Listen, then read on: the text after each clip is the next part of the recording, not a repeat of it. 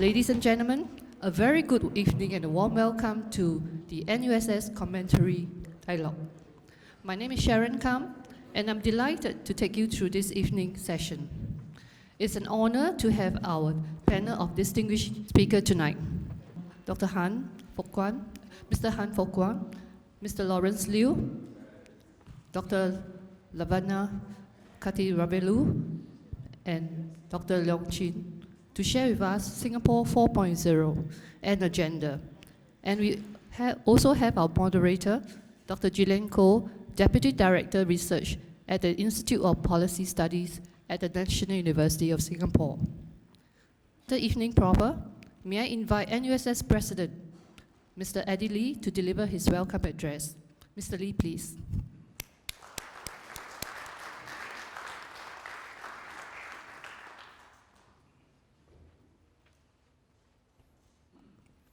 Good evening, distinguished guests, fellow NUSS member, friends.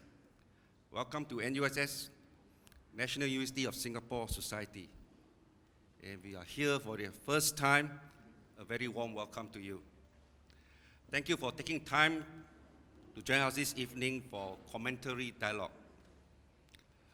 NUSS organized dialogue session as a means to encourage intellectual discourse among our members for the development of a better Singapore.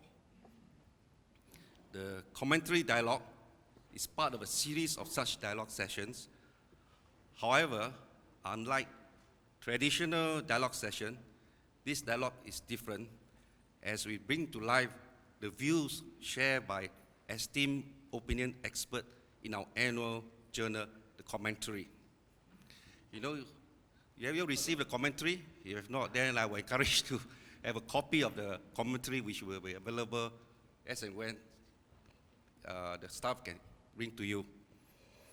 And having this dialogue, we hope to promote a healthy discussions of issues that are significant and relevant to Singapore's current and future political, social, environmental, and economic landscape.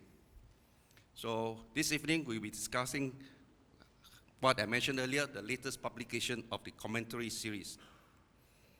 Now, as Singapore undergoes an era of change with the political transition to 4G leaders, a term coined by our PM Lee Hsien Loong, it is also subject to shifting global order and technological disruptions, which is happening worldwide. These changes threaten to reshape the nature of work, determine the decline and rise of business sectors, overhaul industry landscapes, and redefine social and political affiliations. We will be discussing the possible challenges and opportunities that our 4G leaders might face, and maybe some guiding philosophies and considerations which they think they could take into consideration to navigate our nation through our political transition. For the panel, we have 4 experts who have contributed to the commentary volume 27. First, we have Mr. Han Fook Kwang, who wrote the article, The 4G Question, With Exceptional Singapore. Next, we have Dr. Laavanya Kathiravelu, who contributed SG 4.0, Rethinking Approaches to Diversity and Social Inclusion.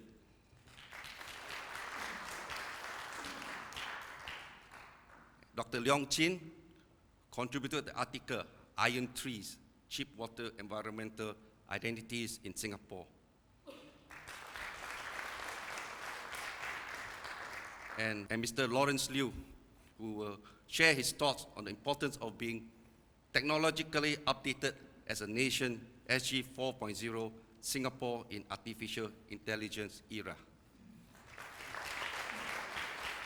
So we have it, 4 experts, politics, social, environment, and economy. So I think we will have a heavy night of discussion. Please allow me to take this opportunity to thank the editor of Commentary Volume 27, somebody whom we all are very familiar with, Dr. Gillian Koh, who has also kindly taken up the role of the moderator for this evening session. Gillian is the Deputy Director Research at the Institute of Policy Studies in NUS, where civil society and its development is one of her research interests. She is an NUS alumni and a member of NUSS. She was recently awarded NUSS Outstanding Member Award for her contribution, rather significant contribution towards NUSS, NUS, and the wider community. Congratulations, Gillian. I would like to thank the 4 speakers, and in addition, I would like to thank the other contributors to the magazine of the commentary, all those other speakers. So a big thank you. We have Chirai. Thank you. We have Alex. Yeah. Charles Ang. Thank you. Charles Ang. Thank you all. So I'm confident that with these heavy, power-packed speakers, we will have a good session this evening, and I wish all of you a pleasant and stimulating evening ahead. Thank you so much.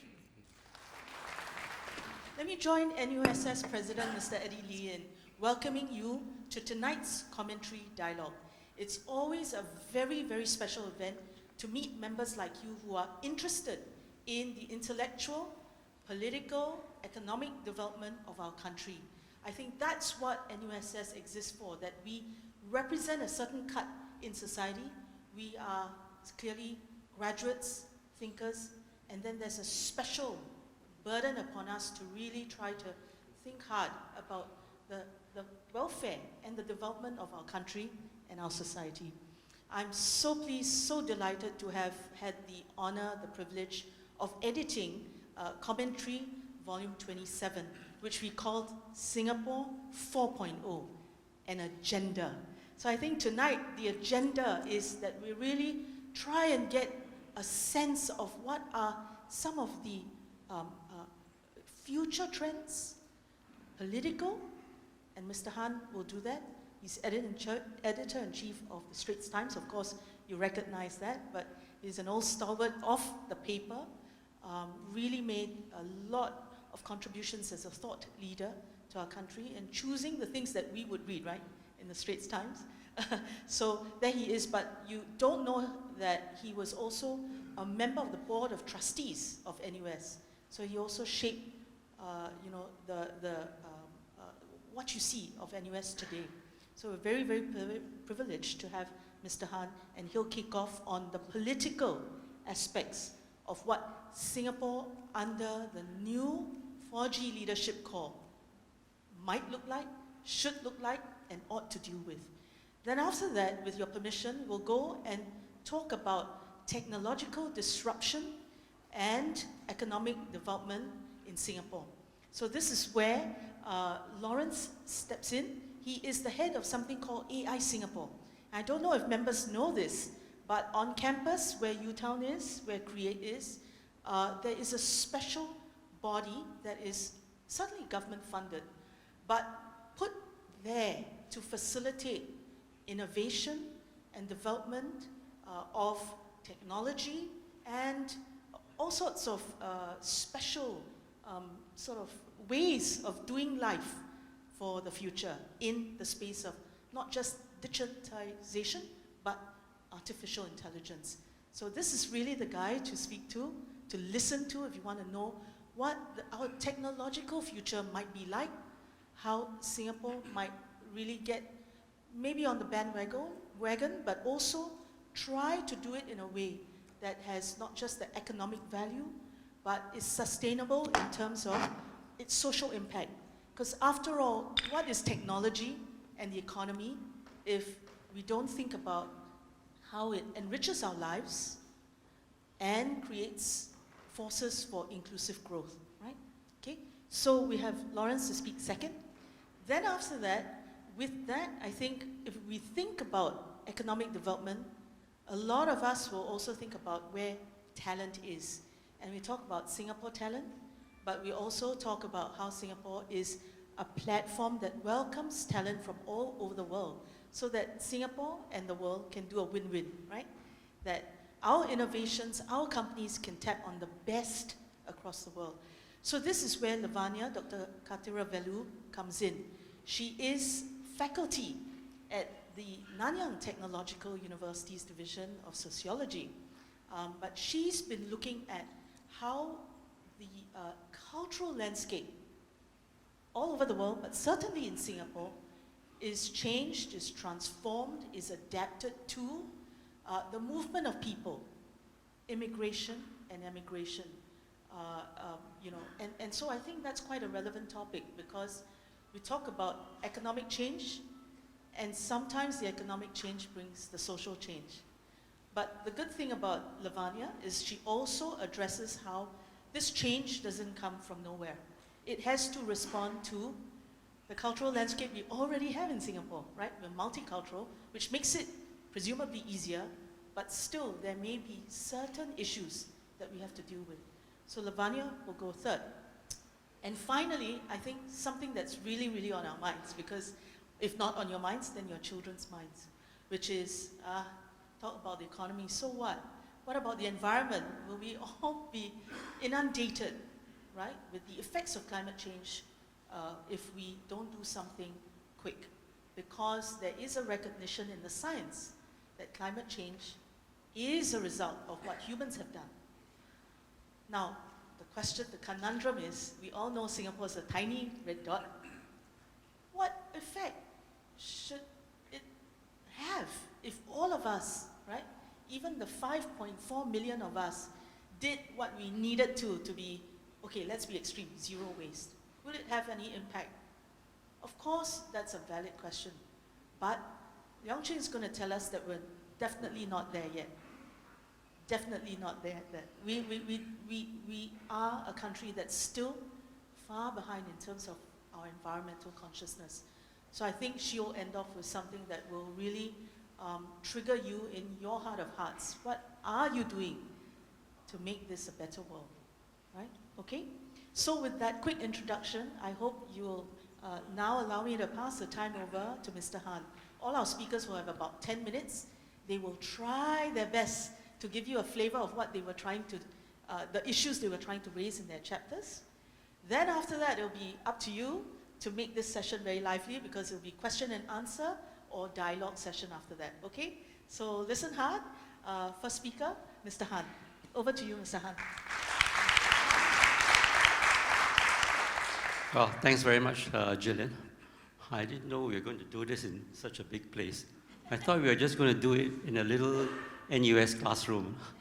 But okay, so Gillian told us that maybe we should spend the first half of our presentation summarizing the key points of the pieces that we have written. So I'll try to do that. And then in the second half, try to bring it sort of up to date to you know, how we see the issue today and going forward into the future.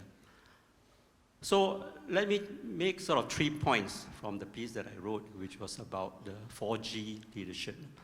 You know, I wrote the piece, I handed it over to you, Gillian, I think in August last year, because I was going to go on this round-the-world cruise in September for 3.5 months. And her deadline was November, so I couldn't possibly write it on the ship, so I had to write it quite early. So when I wrote it, it hadn't been settled yet, you know, who would be the sort of prime minister designate. So I handed it over to Gillian in August, and when I was somewhere in the middle of the Pacific Ocean, I think Gillian wrote to me and said, it has been decided, so you better update your piece, you know. And she was very kind to suggest some of the updates, and so we updated it to bring it, you know, to up to date, to include the fact that Mr. Heng Swee Keat had been chosen by his 4G colleagues to be the so-called Prime Minister designate. So let me make 3 points from that piece. First of all, my first point is that Singapore has a unique sort of selection process to choose its leaders, a process which it has honed, the political leaders have honed and developed and tweaked over the last 30 to 40 years. I won't go into the details of the selection process. I think you are very familiar with it, the scholarship system, the high flyers, and then most of them are selected, handpicked to join the party when they are in their late 30s and 40s, and so on. And that has not changed over the last 30 to 40 years. If you ask me to summarize in one sentence what that selection process is, I would say they are looking for like-minded people, right? People who, they were all scholars. They all did very well in the public service, either in the civil service or in the army. They all also did very well in their career, at least in the first 10 years. And of course, to be fair to them, they stress this quite forcibly, and I think we can take their word for it, that they're not just looking for competence and academic achievement, but they're also looking for integrity and character and so on. And there is a pretty lengthy and I think rigorous psychometric test, which again they have developed over the years to try. I mean, it's not rocket science, it's not perfect. I'm not sure you can tell, from a person answering a list of questions whether he's got character and so on and so forth. But to the extent that you can, that's how they pick these people. So that's my first point. And our ministers are a product of that selection system. There are many pluses to that system. I think you can say, there's stability, there's long-range planning. You're not hostage to circumstances and the whims and fancies of individuals. So it's thought through. There's a certain level of competence, but there are also some drawbacks which many people have pointed out. So you tend to end up with a certain sameness of the people, because they all come through the system in a certain way, right? Drawn from the service. There's a lack of diversity. So there's always this danger that because they are all of the same sort, they all think alike. The danger of groupthink. And they all come to the same conclusion when given the same set of facts and circumstances. You could also make the argument that, especially with this particular 4G leadership, that there has been no outstanding personality. They are quite capable and all that, but no one has really stood out. And this could be a problem. This problem could have arisen because of that sameness. And because they are a product of the selection system, and because the People's Action Party has only one selection system, I think it is unlikely, in my view anyway, that the sort of leaders that is likely to emerge in the future is going to be very different. Okay, so that's my first point. My second point is that while Singapore takes great pride, in having this selection system and having very capable leaders, especially the first generation leadership, and that it is very critical for the country, especially a small, vulnerable country like Singapore, to have good leaders. The second point I make is that leadership is important, but what is as important, if not more important, is the quality of the people. And people able to withstand, a crisis and get out of it, who are resourceful, who are creative, who are innovative, who are enterprising, who dare to take risks, who dare to think out of the box and maybe even go against the conventional way of thinking. And actually, if you look around the world, there are many examples of that. Examples of countries in which the leadership may not be that strong, but the people have certainly demonstrated outstanding qualities. And I can think, there are many countries, but I can think of two examples, and that is, one is Japan, and the other one is Israel. You know, Japan is always criticized for its leadership.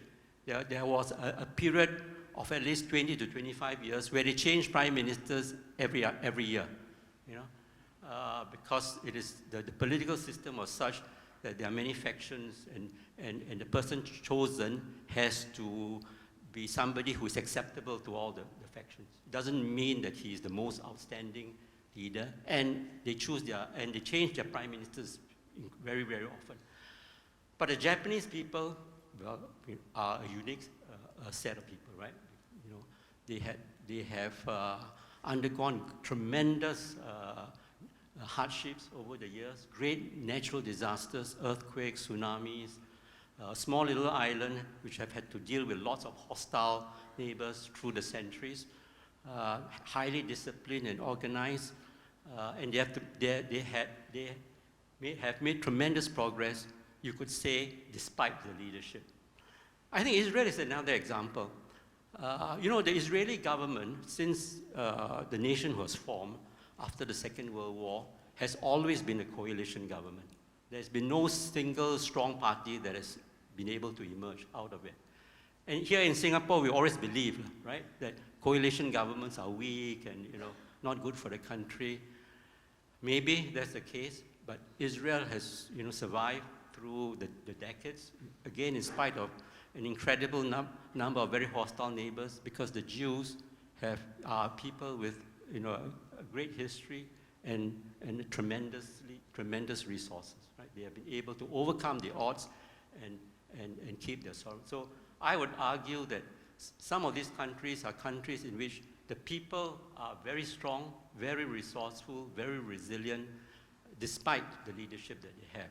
And I would argue that in the long run, it is better to have a strong, resilient people than to have to depend on strong leadership. Because good leaders can come and go, and good leaders are as much a product of good fortune and accident of history as they are of anything else. Whereas if a people are strong and resourceful and resilient, I think the chances of the society doing well are much greater than a society that is dependent on the fortunes of leadership. So that was my second point. And my third point was that, but to develop the qualities of a resourceful, resilient, creative, innovative people, they have to be given space to grow and develop, to try out new ideas, whether it is in business or the arts or the creative industry or in politics. It cannot, I don't think you can have a strong, resilient people if it is overprotected by the government, and it is a society that is hugely dependent on the government to do this and that. And the people do not develop the instincts and the habits to take care of themselves, to solve their own problems. And I think that in the case of Singapore, there is a danger of us becoming such a society. So that was my third point. So let me come to the present 4G leadership. So I will make 3 points again about this. I think the first point I will make is that the leaders that we have today, the 4G leadership, is exactly the product of that selection process. Nothing more and nothing less. In fact, all the 3 so-called contenders, right, were from the civil service. So one was an ex-army general. The other was an ex-police officer. He went on a police scholarship. And the third was a civil servant from the administrative service. And that's about the greatest diversity you can get from such a system, right? So in fact, actually, maybe we should be thankful, that out of that selection system, we have 3 fairly diverse people. It could have been worse, they could have all been ex-army generals. So you know what they say, right? Be thankful for little mercies. Yeah. And because they are the product of that selection process, I think we can expect there to be more continuity than change in the 4G leadership. And that would be my second point. I know that last year, during the debate on the presidential address, I think Heng Swee Keat spoke on behalf of the 4G leadership. It was quite a good speech. And one of the points he made was that the 4G leaders will not be afraid to make bold changes if the situation requires it. And they will not be happy with just tweaking the system. They know that, you know, people are watching them to see whether they are going to continue, you know, to be risk-averse and so on. But Heng Swee Keat made this very strong statement that they will be bold in making. I was very happy to listen to it, but I'm still waiting for the bold changes.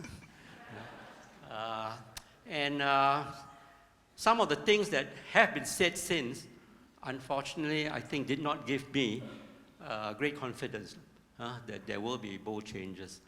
And one of them, one of the things that he said quite recently, I think it was in NUS or one of the universities, when he was asked about whether Singapore was ready for a non-Chinese prime minister. I expected him to say, you know, something bold, but he kept to the party line, right? He said that, I think he said that older Singaporeans are not ready for a minority. Do you all qualify to be older Singaporeans? So how many of you think that Singapore is ready for a non-Chinese prime minister? Okay. Moderator is taking notes. Yeah. Okay, so anyway, that's just, so I may be wrong. I hope I'm proven wrong. But my sense is that I think we can expect more continuity than great changes. It need not be a bad thing, you know. I think it all depends on the circumstances. There may be some circumstances where you need to be bold and radical and so on. There may be other issues where, you know, it's perfectly all right and correct, you know, to stick to the tried and tested. Okay, I come down to my final point, which is a bit of a speculative point, but I think I'll just put it out, which is that although the prime ministership is sort of settled,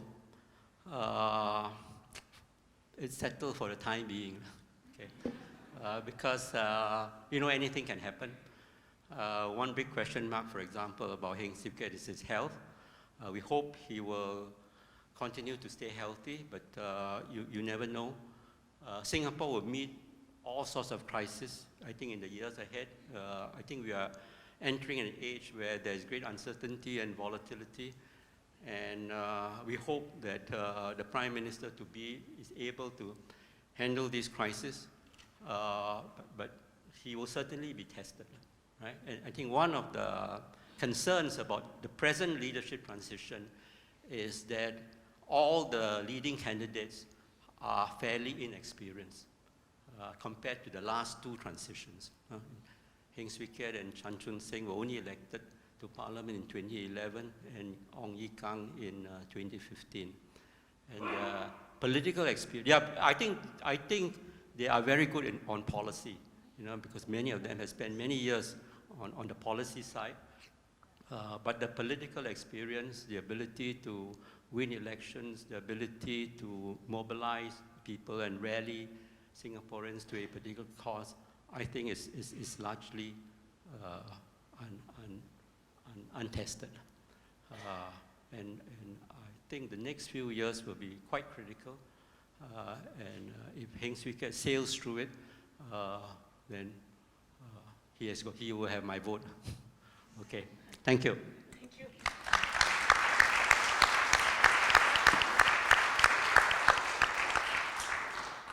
Thank you, Mr. Han, for kicking us off.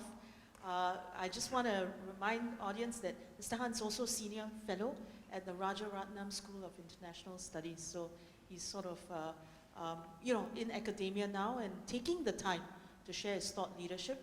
Some provocative views, I'm sure, to kick us off, right? But he did talk about change. So I guess we look at the external stimuli, and it's time to hand over to Mr. Laurence Liew, who's Director for AI Industry Innovation at AI Singapore. As I mentioned, he's in that space. He'll kick us off. You're a serial entrepreneur, technopreneur. Tell us a little, give us a little flavor of the kinds of challenges that the new 4G leadership will have to grapple with. But I'm sure you'll be, you know, kind of positive about those technological changes, but, you know, I guess there's still adjustments to be made. Yeah.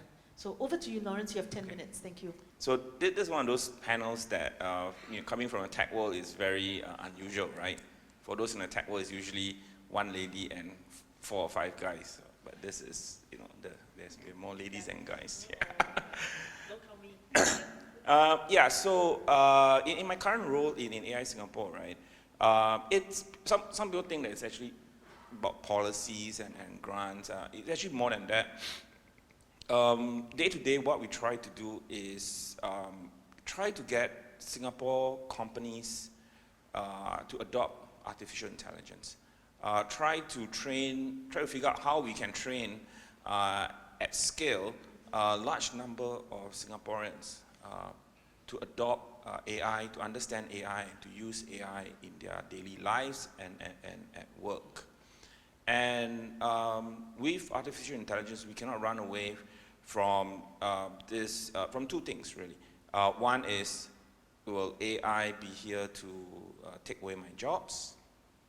That's from a jobs perspective. The other one is, for the last 30 years, in academia, in research, and at you know, versus research at government level, when we create some new IPs, it's always, okay, how do we commercialize that? How do, you know, patents and so on and so forth. But this has to change in this new world of innovation and especially AI, where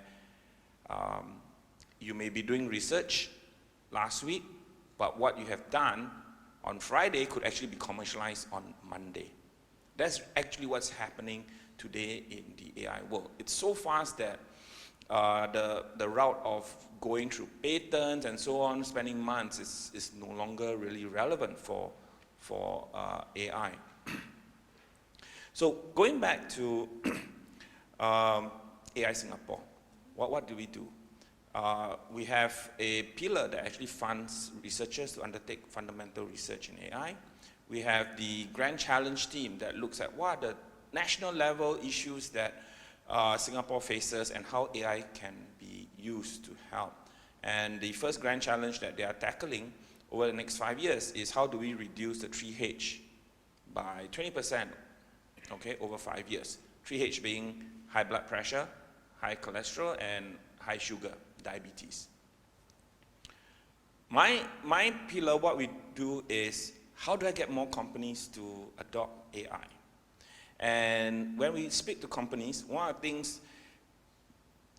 pushback that we get is that, well, if I adopt AI, will I lose my job? Now, I just want to make it, you know, very clear. It's not about just AI, right? It's automation in general. Most of us in our daily work or job, you have multiple tasks. What AI automation will do is really automate away those very boring, mundane, repeatable tasks. They cannot automate away your whole job, because in your job you could be 8 to 10 different tasks, including some very creative one, which, you know, AI is very, very far away from being able to do that.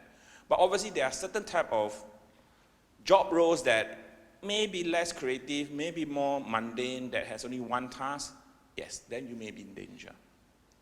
But in general, I myself, I don't subscribe that what people are saying that, you know, half the world's population will lose their jobs because of AI. I don't think that's going to happen. So what I can assure the audience is that, yes, the Singapore government is very concerned That's why there's all this, skills future, retraining, and so on, to make sure that even if your job is in a way impacted, you are skilled. What we are seeing in the AI and jobs market is people are going to combine technology, that means AI, to help them in their job, to do their jobs better. That's really what's going to happen. It's not about AI coming to replace your job and all. I mean, the audience here, most of you will have an email account. I would say maybe about 20 years ago, when we went online with emails, we had a lot of friends from Nigeria that has $32 million to offer you. Today, you don't see that anymore, right? But recently, I've been receiving a lot of this again, but now from Cambodia. I'm not sure why, okay? But again, we don't bother with spam. Why? Because AI has basically identified these emails as spam and automatically remove that from your inbox, giving you back, if you're not so popular, maybe 10 minutes of your time, right? But if you're super popular, maybe 30 minutes. You used to have to spend 30 minutes clearing your spam inbox. So that's where AI is really going to help us in our daily work. Going to companies, getting companies to adopt AI, once we explain that, and obviously, like what Mr. Han said, unfortunately, our companies are still a little bit dependent on government grants and so on. So we do have a program where we co-fund the adoption of AI, but we are very clear. I'm not going to give you money. In fact, I will fund an engineering team in AI Singapore, together with researchers from whether is it NUS, NTU, A-Star, SUTD. You, Mr. Company, will have to put in money. And not only money, you have to put in engineers, so that we co-develop the solution, and then you can bring the solution back and deploy into your organization. So that's what we call 100 experiments. It's a tremendous program with a lot of traction. But we are doing something unique. Everybody is hearing that there's lack of AI data scientists in the market and so on. And when AI Singapore started, we had the same problem. We wanted to hire AI engineers, but we couldn't find. Yes, when I advertised, I had 30 or 60 applicants. I would say 60–70% were from India, the rest from China. Singaporeans was nearly zero. So rather than take the easy way out to basically put out a waiver paper and say, let me hire these people, I said, no, let's train our Singaporeans. So today, in my office, I probably have the biggest cohort of Singaporean AI scientists or engineers, right? I have a cohort of 26, the third batch was about 18, right? These are all Singaporeans that are going through our AI apprenticeship program.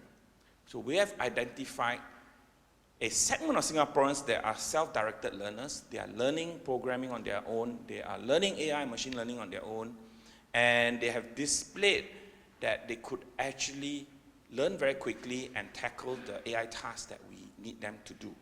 So we bring these people in, we train them for 9 months, we pay them a stipend, they have to quit their jobs. And after that, the good ones we retain. Some of the good ones we can't retain because they become too expensive for NUS to pay them.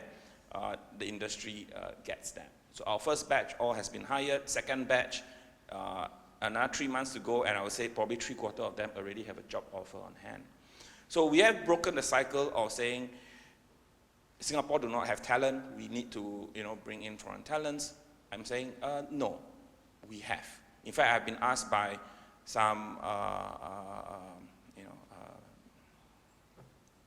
authorities to say, Laurence, can you include in PRs and foreign talents into your apprenticeship program? I said, why? I don't need. I have more than enough Singaporeans. I have no lack of Singaporeans whom I can train to become AI scientists, right? My bottleneck is how many projects can I do with the industry. So the last point is about intellectual property. My belief is that a lot of projects that have been funded, a lot of research has been funded with taxpayers' money, for those who are from IT, should be open sourced, meaning the source code, the secrets, how to do it, should be freely made available to not just Singaporeans, but open source means anyone in the world can see it. The reason is very simple. Academics are not great at commercializing a lot of this. The best are our businessmen, entrepreneurs out there who can look at the technology and say, hey, this is really great. Let's take it and run with that. Today, I feel that we have too much paperwork, and it's too cumbersome for companies to license technology from the universities, from the research institutes. It becomes so much so that a lot of very good technology we have is sitting on the shelf. And in fact, myself, before I joined AI Singapore, I've tried to license technology from our researchers, but it was too painful. And instead, I just download an open source package from Stanford, and I use that. And Stanford licensing was very simple. Please take, use. If you make money, then come back and pay me. If not, just take and use. Right? So in open source, we're in a lot of areas. I think our IP policies need some rethinking, especially in the era of AI, where, like I say, right, last week it was in research. On Monday, it could actually be commercialized. But often, right, the academics are not in the best position to do it, and a lot of them don't want to because they're very comfortable. So we should make it easy for entrepreneurs out there to easily just take those IPs and run with it. Okay? Right. Thank you, Mr. Liew. So before moving on to the next speaker, let's just quickly respond to Mr. Han. So what are one or two big challenges that requires bold thinking? You've mentioned one, which is, say, how we deal an innovation IP, policy yes. and IP policy, basically. Are there any more big challenges for public policy that will require the sort of bold changes that Mr. Han thinks political leadership needs to grapple with? I think one of the biggest ones is the IP policies, because in multiple forums I've been, right, it's always been, Singapore IP, we need to have very strong IP policies and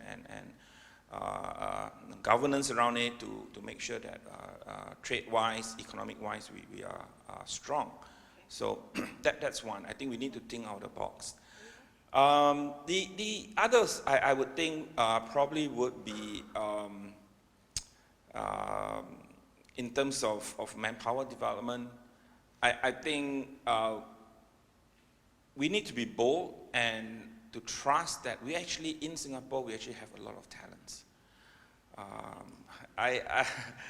That's one, right? I mean, until today, we still hear of officials who say, well, I want to go out there and bring in the big whales and so on. But actually, we have a lot of whales here, just that maybe they are not so, they are a bit quieter, and because they're Singaporeans, maybe they're less exciting to the media. But if you give them the opportunity, I think they'll shine.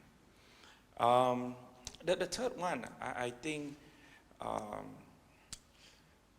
slipped my mind. I think this two first. If the third one comes back to my mind. You'd mentioned the temptation to adopt universal basic income as a way to mitigate the risk of people falling in and out of jobs as an effect of technological disruption.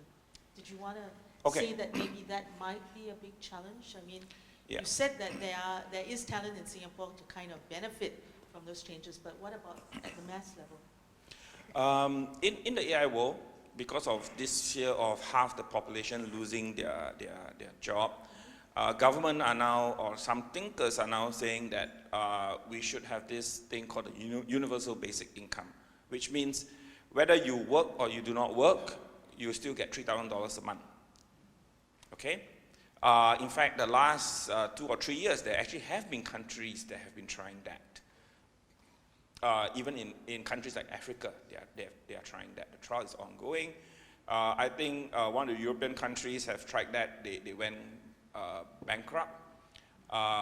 They only tried for 3,000 population, but the country as a whole, with other policies, they went bankrupt.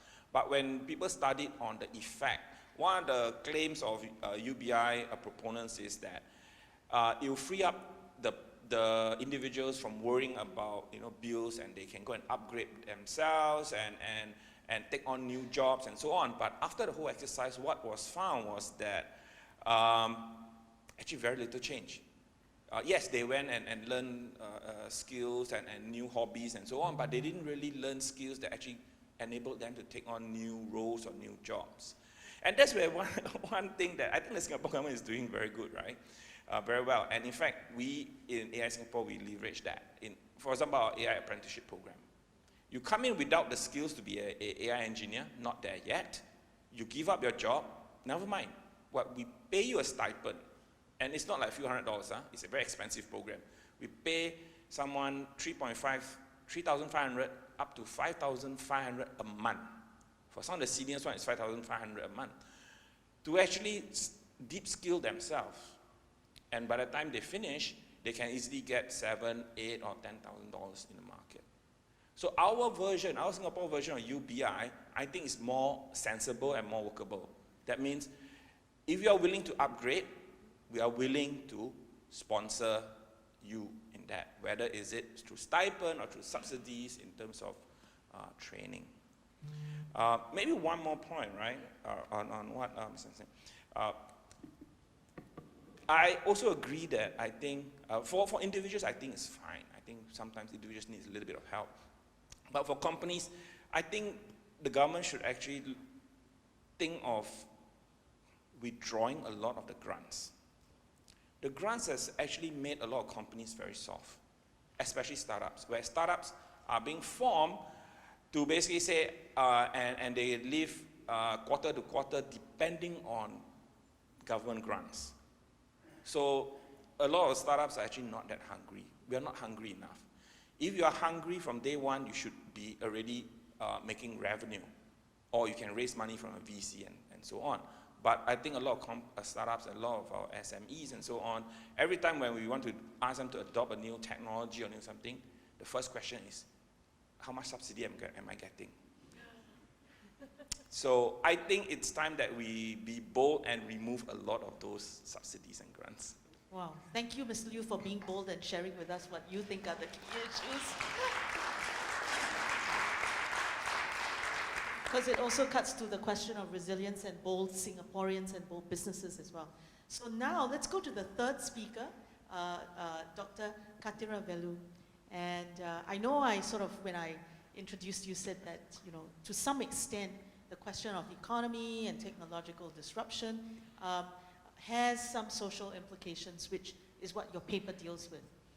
So maybe take us from that conversation, share with us a little bit about what you've put in your paper, and then take it to today, the issues, the big challenges that Mr. Han said, our 4G leaders will have to grapple with. Over to you. Thank you, Gillian, and thank you everyone for being here. I was an undergrad at NUSS some years ago, so it's nice to be back in this capacity with fellow alumni. So it's nice to be here. And so I work at NTU. I teach on migration, global cities, diversity. So diversity, talking about ethnic diversity, gender diversity, diversity in terms of disability status, in terms of immigration status. So this is the kind of stuff I work on, right? And I've been writing about that. And today I want to talk about two different groups when we think about Singapore and we think about diversity, right? I want to talk about low-wage migrant workers, so the people who work in construction, who work factory work, shipyards, as well as domestic workers. And I also want to talk about middle-class migrants, right? So maybe just a show of hands. How many of you employ a domestic worker at home? Okay, so about 1 in 5 households in Singapore employs a domestic worker. We have about 250,000 domestic workers in Singapore today, right?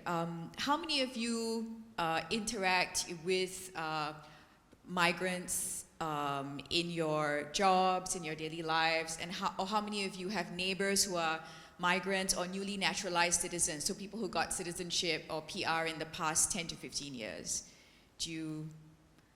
So I think most of us, right, deal with people who are migrants or new citizens or have domestic workers in our homes. So we deal with issues of diversity on an everyday basis, right? This is something that we live it's part of the everyday experience of Singapore. A lot of us are also descendants of migrants.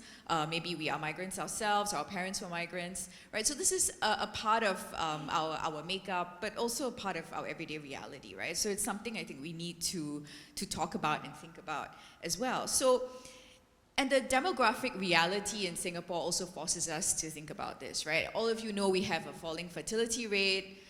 You know, people like me are not having enough kids, right? So, yeah, graduate mothers, right, not having enough kids. So, I have one already, just FYI. But so, as a result of this, we are dependent on migrants, right? As in terms of the state rhetoric, at least for economic growth, and this is not something that's set to change. I think this is a reality that's here to stay. So migration is not going to end suddenly, not going to stop. You know, it doesn't mean that Singaporeans are not, you know, this doesn't necessarily mean, of course, that Singaporeans are not going to be reskilled or relied on the first place. But I think we are also still going to be dependent on migrants some of whom will become citizens and become part of our nation, and some of whom will remain migrants and return back to their home countries, right? So I think that's something that we have to acknowledge first, that this is an ongoing reality. But then what does this imply for our nation? What does this imply for Singapore? For our issues of national identity, issues of integration, how do we live with this reality, right? And what can we do to make it better? To make Singapore better as a result of acknowledging this reality. So these are the kind of questions that I was asking in my paper. So we've seen a large growth in our population in the last 15 to 20 years, and most of this is a result of migration, right? Of people being naturalized as new citizens, because we are not necessarily having enough we're not producing enough children ourselves as Singapore citizens to create this growth. Right, so a lot of this migration is coming from other Asian countries. So in some ways, it's not very visible. Maybe, you know, the new migrants are people who often look like us, speak similar languages to us, might practice the same religion, eat similar kinds of food. So a lot of migrants are coming from places like Malaysia, of course, from India, from China, from places like Philippines, but we also have migrants coming from further afield, right? From Europe, from Australia, some of whom are also taking up Singapore citizenship, right? But the majority of migrants are coming, Asian migrants. Some of these migrants are coming from other parts of Asia, right? From China, from India, but we have a lot of people of Asian ethnicity who are also coming to Singapore from places like North America and from Europe. Right? And these people come to Singapore and they take up Singapore citizenship and they want to live here and invest in this country because of the values that Singapore stands for. They appreciate the respect for diversity that we are committed to. They don't feel discriminated because of their Asianness, because of the religion they practice, because of the languages they speak, how they look. And they also appreciate the efficiency, the cosmopolitanism, the kind of East-West blend, right, that Singapore is. And this is what I hear when I do research with these migrants, right? This is what they tell me. This is what we like about Singapore, right? We feel at home here in some ways that we don't feel at home even in the US, right? Having lived there and grown up there. So Singapore, I think, needs to leverage on this, on this respect for diversity, on these qualities of efficiency, cosmopolitanism that people appreciate in order to keep this an attractive place, right? Not just for migrants, but I think for Singaporeans as well, who appreciate efficiency and diversity in Singapore. However, I think a lot of this migration is not without issues, right? Just because migrants come from other Asian countries doesn't necessarily mean they fit in seamlessly into Singapore, right? So scholars, some colleagues of mine, as well as even media commentators have noted that there are tensions, right? And you often hear about this in the popular press as well, right? Between Singaporeans and foreigners. Often these tensions are intra-ethnic, right? So they're within, for instance, the Indian community, between Singaporean Indians and migrant Indians, or within the Chinese community, so Singaporean Chinese and migrant Chinese, right? So it's not necessarily about, you know, in the West, when we think about the problem of integration of foreigners, it's always, oh, you know, the Turkish in Germany, or the, you know, South Asians in the UK, or Syrians who are coming into Germany, right? Who have very different religion, culture, food. But in Singapore, this is not necessarily the issue, right? The migrants are in some ways very similar to us, but yet there are still issues in terms of integration. So I think what we have to acknowledge is just because people share similar food or language or even religion, right, doesn't mean they share the same culture as us, right? Having grown up in a different national space, having different national values, is different to being Singaporean, right, growing up in Singapore. So I think this is, first of all, something that needs to be acknowledged. And this has to be acknowledged in terms of immigration policy. So the current ways in which diversity, ethnic diversity or racial diversity is dealt with in Singapore is we have the Chinese, Malay, Indian and other model, right? So if you're a ethnic Chinese person coming from People's Republic of China, right? For instance, in Singapore, you become a Singapore citizen.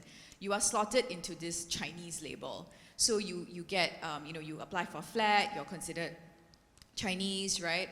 Your second language, your kid in school is Mandarin, right? But we know that there are differences, right, within this label. So one of the recommendations or one of the suggestions that I suggest in my paper is that we need to think beyond these categories, right, of Chinese, Malay, Indian, and other. These categories served a purpose in terms of early nation building in Singapore, right, in terms of creating specific forms of national identity that were linked to ethnic or racial identity, to create strong community bonds across groups that didn't necessarily see themselves as Chinese or as Indian, right? And these have created some positive effects, I think, but also some maybe effects that have meant a loss of certain types of cultural heritage. So for instance, the lack of speaking what we call dialect, but really different languages, right? Speaking of Hokkien, Cantonese, Teochew, all these languages have been lost in some ways because of the emphasis on Chineseness, right, and Chinese, and the Speak Mandarin campaign to some extent. So these are some of the maybe unintended consequences of these early policies of diversity in Singapore, right? But there are also very positive effects. So in Singapore, we do not generally have ethnic enclaves, right, in ways, for instance, that they have in France, where particular ethnic communities group in particular residential areas and there are social problems as a result of that, right? We don't have that in Singapore because we have the ethnic integration policy, right, which limits the percentage of particular ethnic groups in neighborhoods, right? So this has worked to an extent very well in Singapore, right? So we have to acknowledge that there have been pros and cons of this diversity policy. But I think what we have to ask is this still working? Is this still relevant today in terms of the new migration, right, from Singapore? Is there something you wanted to? Okay, okay, I'll go on. So first, I think that is something that we have to think about in relation to middle-class migration and naturalizing of new citizens in Singapore.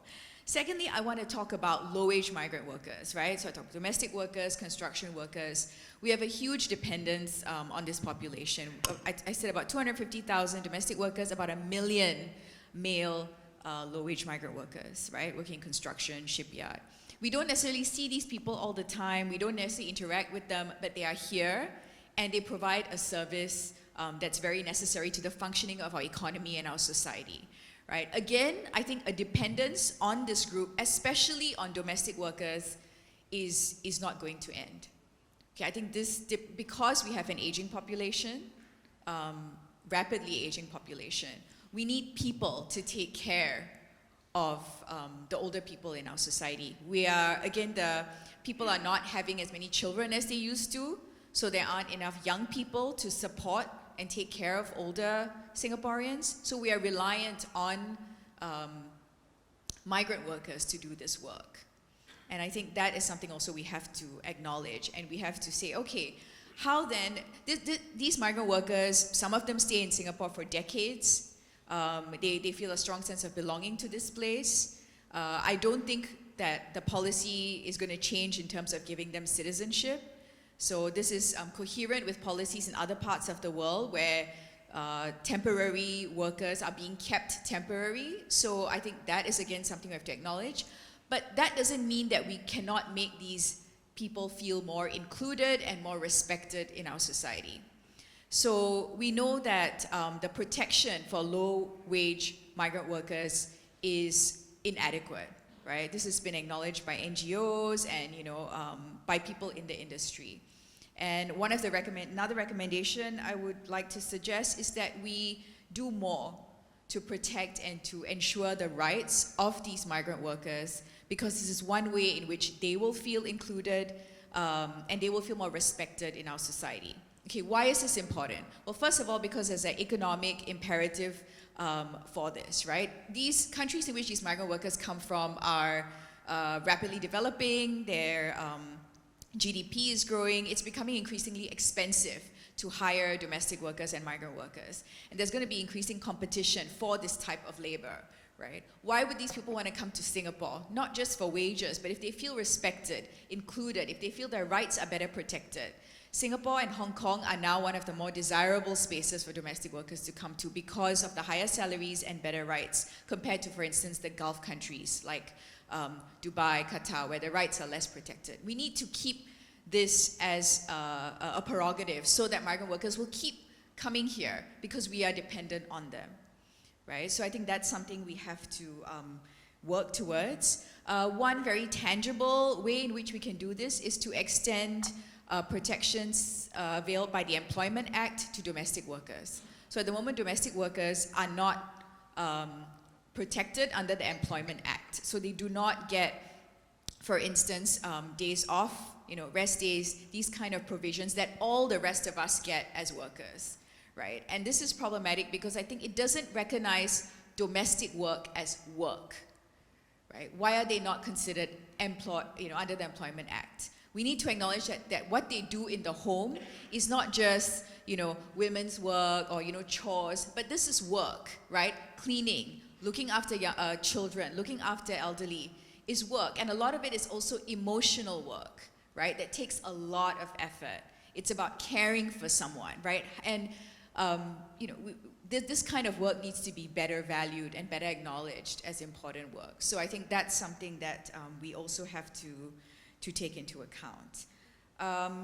The last maybe kind of point that I want to make is about the shift in terms of how we think about what is most important when it comes to diversity, right? So in the early nation-building years of Singapore, there was a lot of focus on race and the kind of, race politics, racial riots. How can people who come from very different religious, ethnic, racial backgrounds come together and live together as a society?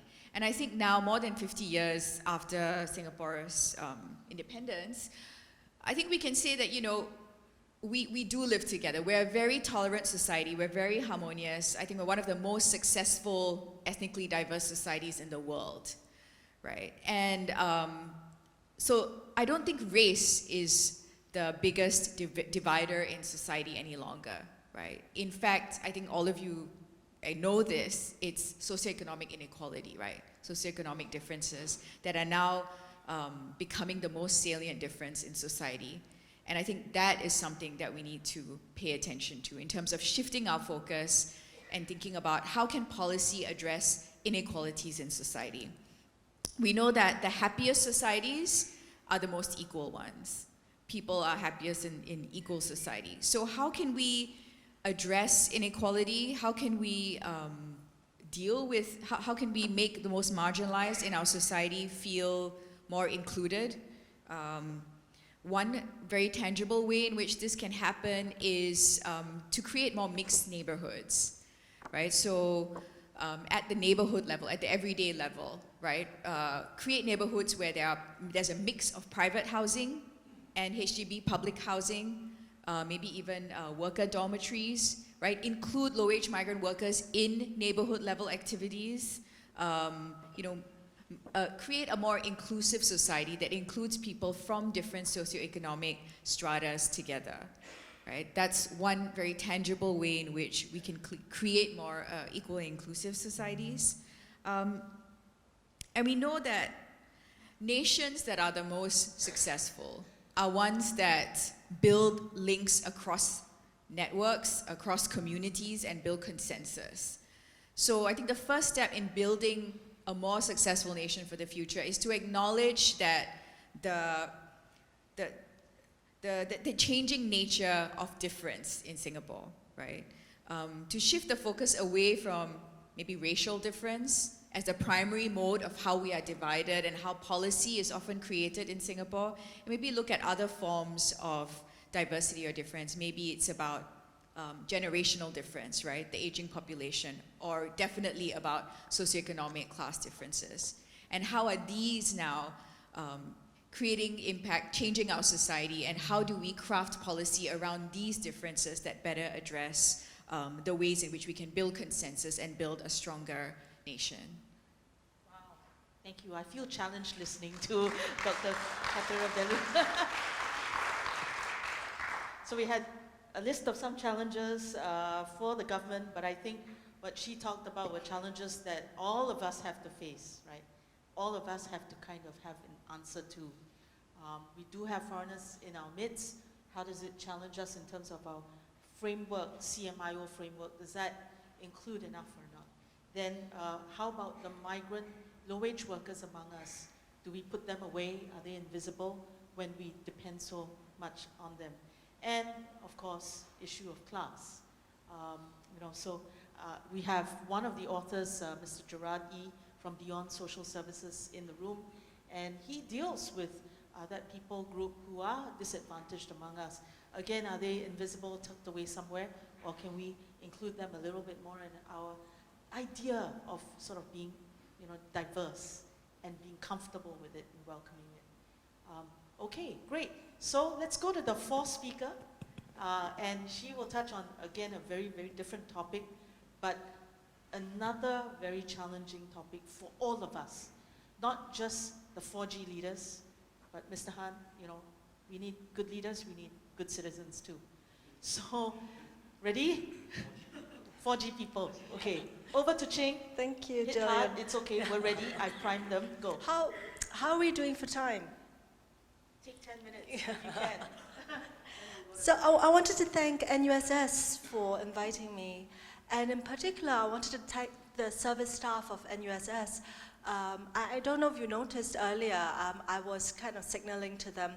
One of the things I try to do, and that's why I'm such a troublesome guest whenever you invite me to speak, is not to drink the bottled water that is automatically provided. And this gives you an idea because the default is to provide the bottled water because it's cheap, it's convenient, and it's hygienic, right? Nobody's gonna say, oh, my cup is dirty, it's got fly in it, or whatever. So it's completely understandable why NUSS provides us with bottled water. And hence, I am so grateful to them for accommodating my troublesome request from the stage to give us a jug of water. So I would like to thank NUS very much, especially the service staff. And this gives you an idea how troublesome environmentalists are. Because the bottled water, of course, is, you might think the problem is that it gets thrown into the ocean and it becomes plastic. But here's the tragedy of Singapore. We burn everything. So it's everything that we throw away gets burnt, right? And really, in Singapore, where the water is safe to drink from the tap, there's really no excuse for us to use bottled water. So if anybody's from Nestle or Coca-Cola, you can hit me on the way out. But so one of the things I do, I study water policy. But the other thing that I do, I study human behavior. So I hope to tell you 3 things about the nature of the environment in Singapore, the nature of people in Singapore, and the nature of the government in Singapore. And I hope that shows you what our environmental identity is now. The first is the nature of environment. So the environment is what we would call a common pool resource. It's kind of suicidal in a way in that it kills itself. The environment makes it really easy for people to take from it and not pay for it. So everybody enjoys the benefit of clean air and not have to pay for it. And if you wanted to pollute, it almost it's free to you. So this is how like the tragedy of the commons happens, right? People feel free to take from the environment, and it's really, really hard to charge them for it. So the nature of the environment makes it something that's highly vulnerable to human behavior. So that's something that we want to think about, right? If that's so, it's very easy for all of us to take and not pay. I'll give you an example. So we have a national secretariat for climate change. So they did a survey which showed that 70% of people feel climate change is a serious problem, and 78% feel they'll be adversely impacted by it. They'll feel bad things will happen to them when the climate change. But only 39% of people feel they want to do something about it. 39% of people agree they would change their behavior to cope with this climate change. So everybody thinks, yeah, it's really important and we should change, but are you going to change? Well, not really, not me. So I'll just continue drinking bottled water, and I won't make a nuisance by asking for cups and things like that. So that's kind of bread and butter for environmentalists. That's what's happened, right? And the special thing about the survey is that the 39% says they will do something, and the rest said, well, guess what they said? In Singapore, right? Who should do something? The government should do something. So this is the peculiar thing. So it links on to my second point, the nature of governments, right? What is the nature of governments? In general, all governments feel that they want to avoid blame, and they want to claim credit, right? This is general. Across policy studies, this is what happens. So if people don't really feel environmental issues are important, so if you do like research on poverty, on like incredible things, right? Oh, very important, growth and technology, artificial intelligence, create jobs, like very important. Politically, really, really good for claiming credit, and nobody would blame you for addressing it. Environment, right? How is that going to work out?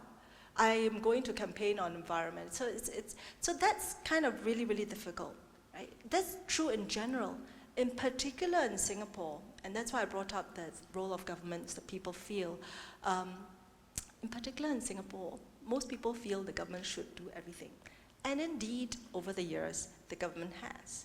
And hence, that's why when I talked about environmental identities, I titled my piece, Cheap Water and Iron Trees.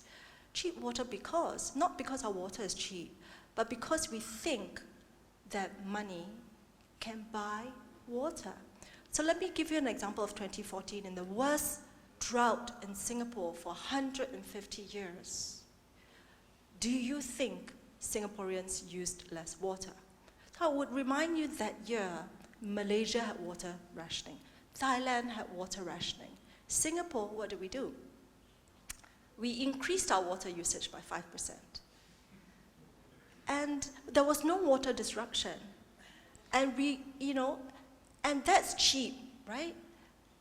At a time where people did not have enough water, we had all the water we need and more. We used more. So that's the danger, right? That when you have a government that has provided this kind of water utility, it has this kind of risk. The second risk I wanted to show you, and this is where iron trees come in. We think we have mastered nature. We think we have provided such good infrastructure that floods are incredibly rare. And when it happens, we'll be like, oh my God, what do we do now, right? So the danger is that if our infrastructure is strong, our social resilience might be low. So I'm making an environmental argument for the political argument that Fook Kwang had made earlier, right? The inoculation against harm requires us to be exposed to small amounts to the harm itself. In this way, in Australia, for example, they have rationing to kind of tell people, look, this is really important, and this is what it feels like if you don't have water. The last point I wanted to make, and I'll end with this, is the nature of people. So the nature of the people and the nature of the governments are all kind of linked together, right? This is the kind of paradox that we have. So when I say that the government reacts in this way, that they're hesitant to do things on the environment because there's very little credit to be claimed for it, and there's like lots of blame if things go wrong. The second reason that governments usually are hesitant about environmental policies is this, that it's really unpopular. It's like me making myself unpopular just now by asking for water, right? So environmental, if you grow the economy, wow, you're like, wow, growth and incredible things, right? The environmental behavioral change requires us to do difficult things, to accept that you need to go through some, it's like the Avengers, nobody likes Thanos, right? Because it's like, really what's the best thing for the environment is for half of us to go, right? Like, it's like, okay, then the earth will be okay. But so the governments, if you want people to change, you'll be like Thanos, right? Except when Thanos says it, everybody thinks he's a bad guy. But when Jane Goodall says it, so she makes the same message, right? There needs to be fewer of us on Earth. So that's a really, really difficult message to hear. So some environmentalists are talking about degrowth, that we need to kind of pull back on our growth strategy. So which politician's going to win an election on? Now I promise lower growth from now on. It's like, well, thanks a lot, right? So I'll end on a message of hope, though. Okay. So the message of hope is this. I recently did a random controlled trial in Singapore. So I'm a behavioral economist. I do experiments to see what motivates people to change. So one of the things I wanted to ask was, money or morals, right? Do people do something because you give them money? Or do they do something because they feel it's the right thing to do? So I tested this on water-saving behaviors. So the usual way to test it is you have two groups of people. One group, you give them money. The other group, you tell them, hey, this is the right thing to do. And you kind of try and see, right? So I did it a little bit different. I told two groups, this is the right thing to do to save water. One group, I gave money, like quite a lot of money, like between $20 to $200, right? So my experiment asked this question, does it make a difference? Right? So if I told you it's the right thing to do, and I told someone it's the right thing to do and give them money, do they do any more of that thing? Do they save any more water? Does money have any additional power aside from morals? Answer is no. Surprising, right? So that's really hopeful for me.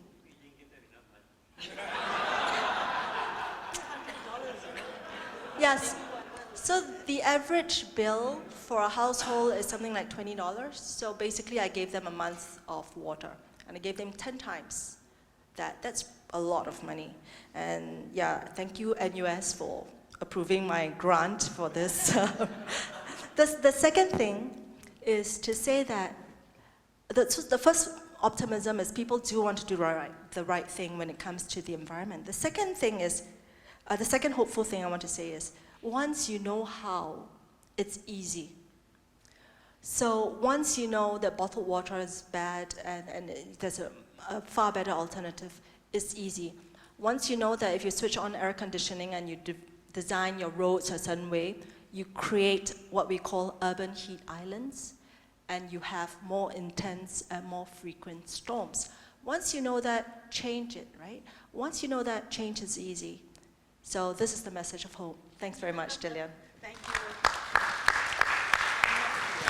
No, I just wanted to add a bit more to what Leong Ching said about policy affecting behavior. And this is one of my favorite examples. So in Singapore, we find a lot of dustbins in public places. So in NTU, for example, I'm not sure about School of Sociology, but certainly in the Rajaratnam School, there's a dustbin almost every 50 meters because it's outside the classroom. Outside every classroom is a dustbin.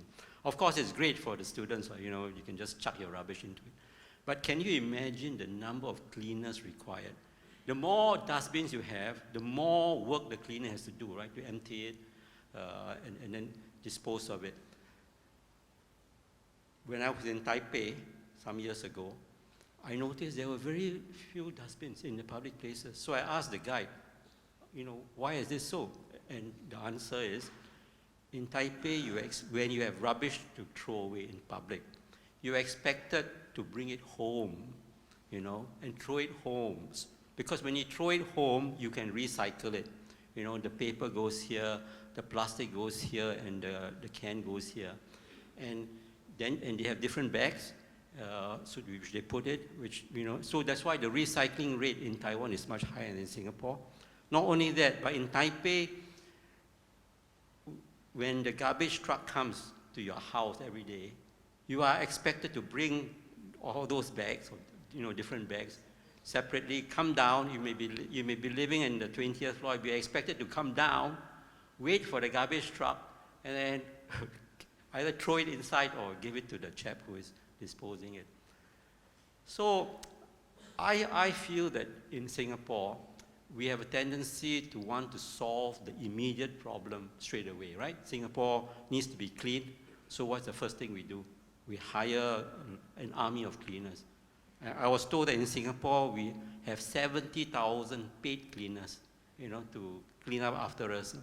Whereas in Taipei, which is quite a sizable city as well, they have about 5,000 to 7,000 cleaners, because the cleaning is basically done by the citizens.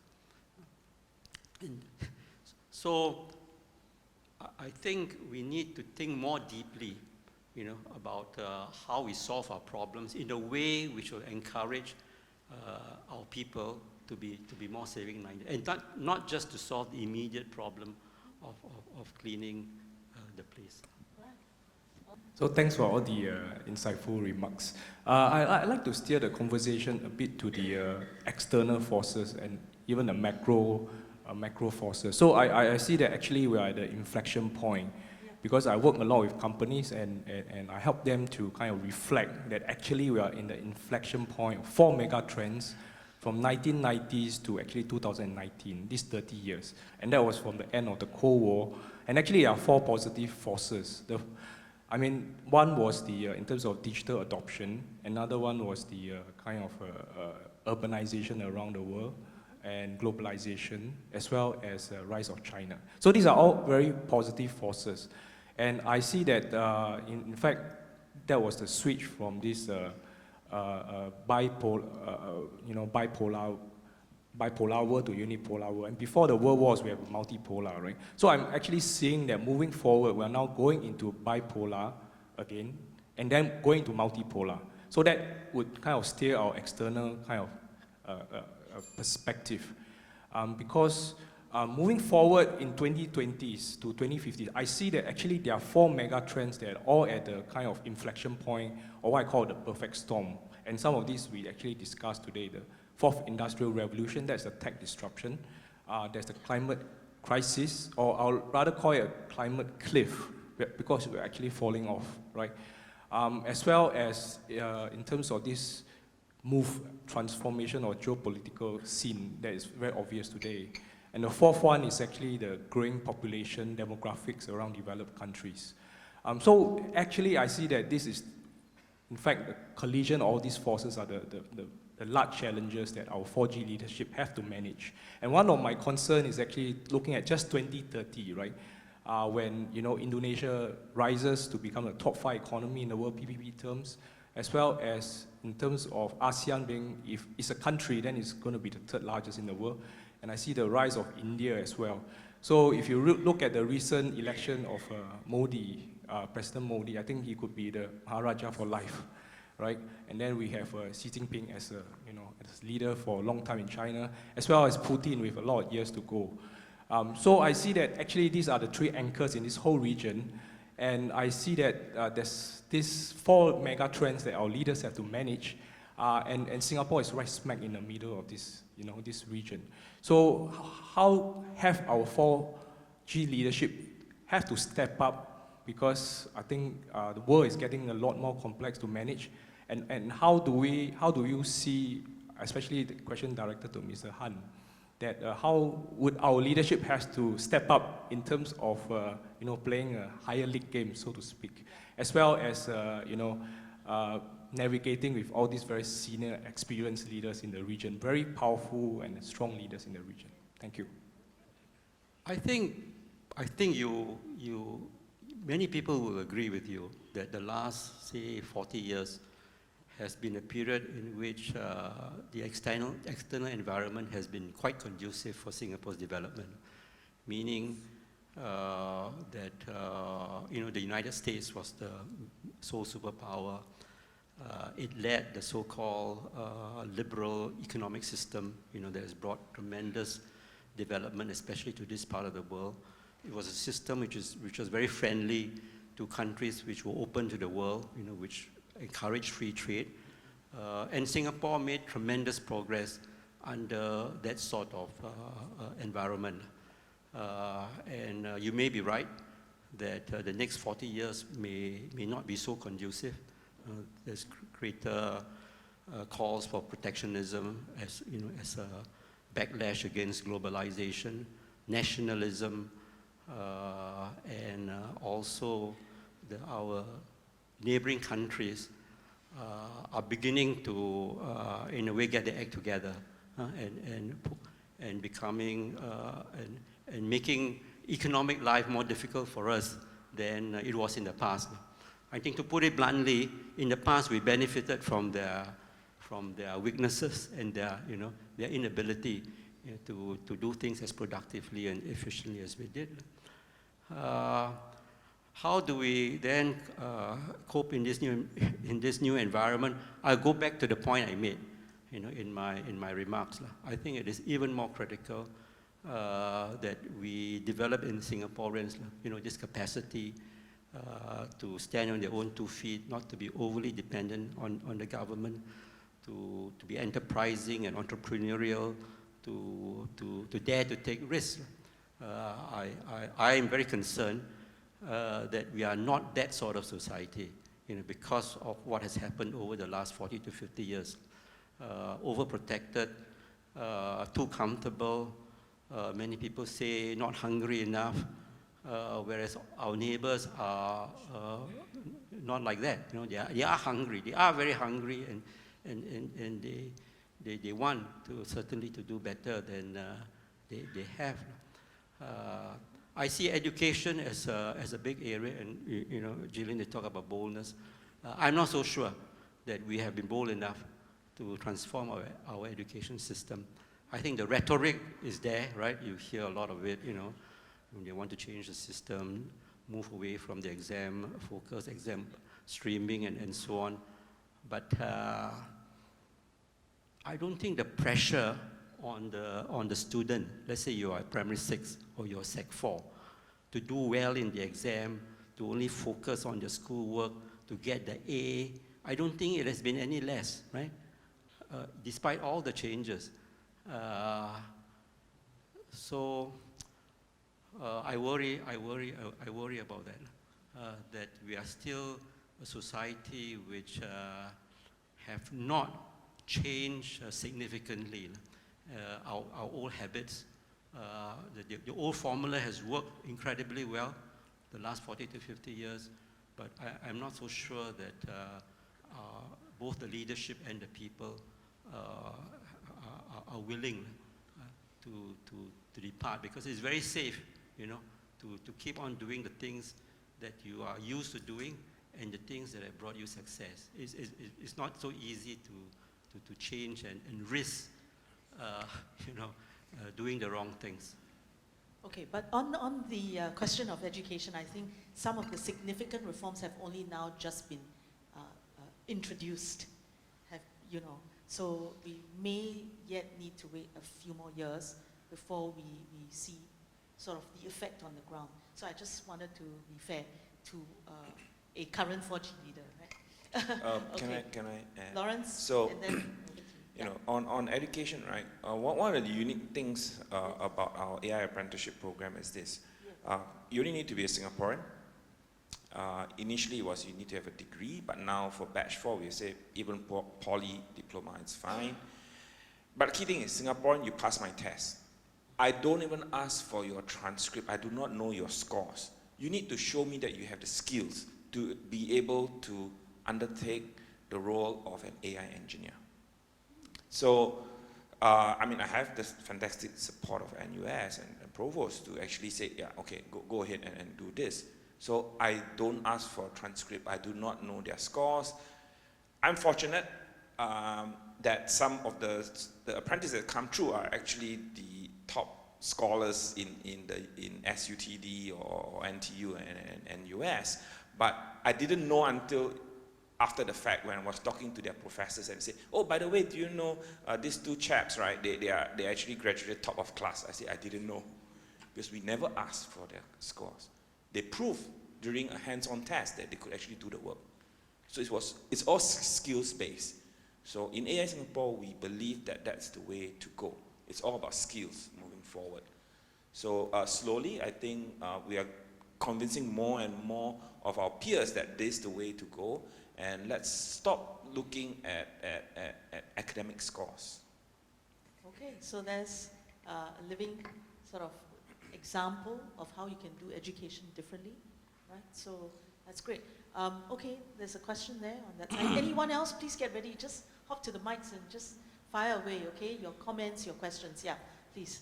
Okay, my name is Justin Huang, and I'm actually an NUSS associate member, Kilo Alpha 864 Delta. Firstly, this question of mine is actually a very direct question, one that I'm going to have to direct to Mr. Laurence Liew. Should it be a cause of concern that the AI could potentially develop into what will possibly be a dystopian future, one that would probably be literally and metaphorically dehumanizing? Say, for example, will you want to go and have an AI robot worker or domestic workers where you will once go and say, why will we have to go and hire foreign workers when we can always have AI workers to do the job for us instead? Okay, thank you, Justin. As an example. Right, okay. Yeah, so, going back to our speaker comments, right? Today we are very dependent on foreign workers, domestic workers, whether it's in household or even in healthcare.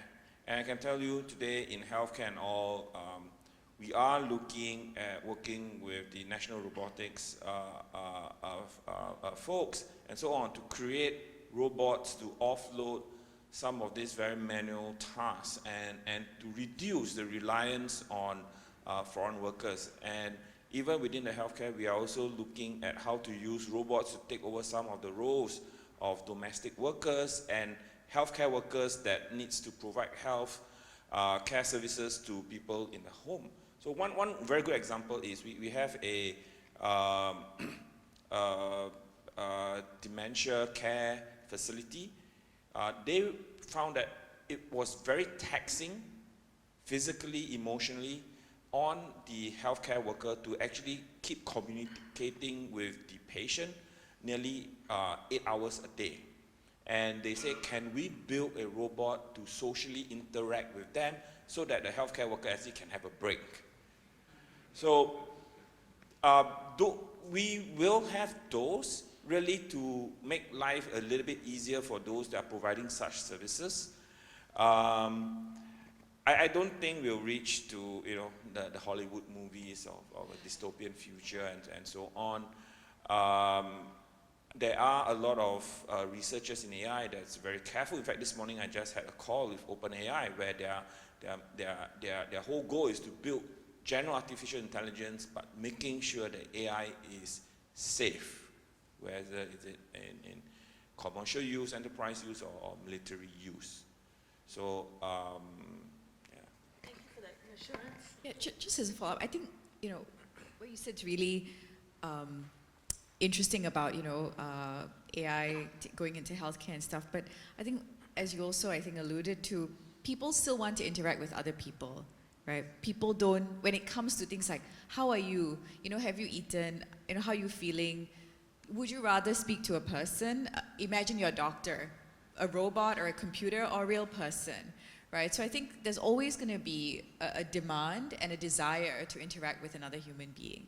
But I think with migrant workers, where the sector could really benefit from not AI, but automation, is in the construction sector. We are hugely dependent on manual labor in the construction sector, where in loads of other countries, especially in Europe, there's so much prefab manufacturing that could speed up construction hugely and reduce dependence on low-wage migrant workers. So I think there we should really push for a shift to, not AI necessarily, but automation. Sure. And I think also, just back to what the example that Laurence cited, there is also caregiver burnout.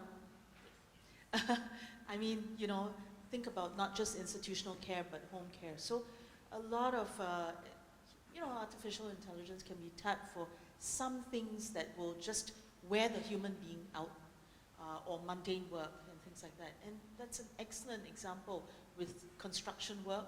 We've seen cleaners here. They're still raking gardens with bamboo, bamboo brooms and rakes. This is Singapore. Why is that acceptable?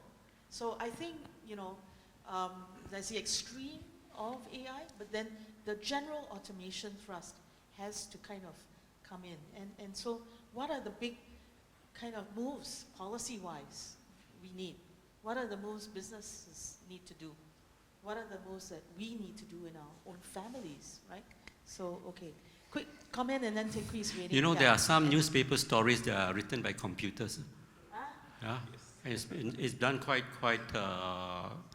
widespread in the West especially. So these are either sports stories or corporate results, stock market, so where the computer is able to read the annual report and then take out the key important data like the profits, whether it went up and down, up or down, the revenue and so on. And then for sports, of course, very simple, right? The short stories about who scored, what was the score, and so on.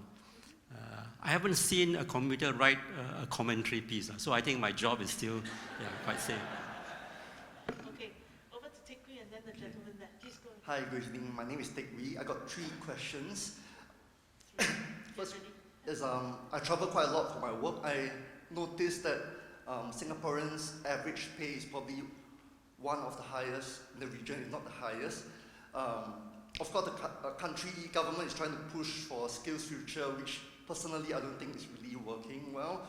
And how can the country move forward with a very well-educated workforce to sustain the high salaries and yet be able to compete with workers in the region, if not the world, number one.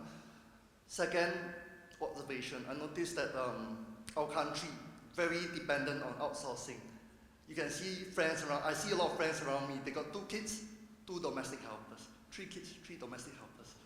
Yeah, so they basically outsource, a lot of my friends outsource everything away, including the corporate culture as well. A lot of people basically outsource the difficult jobs to external vendors.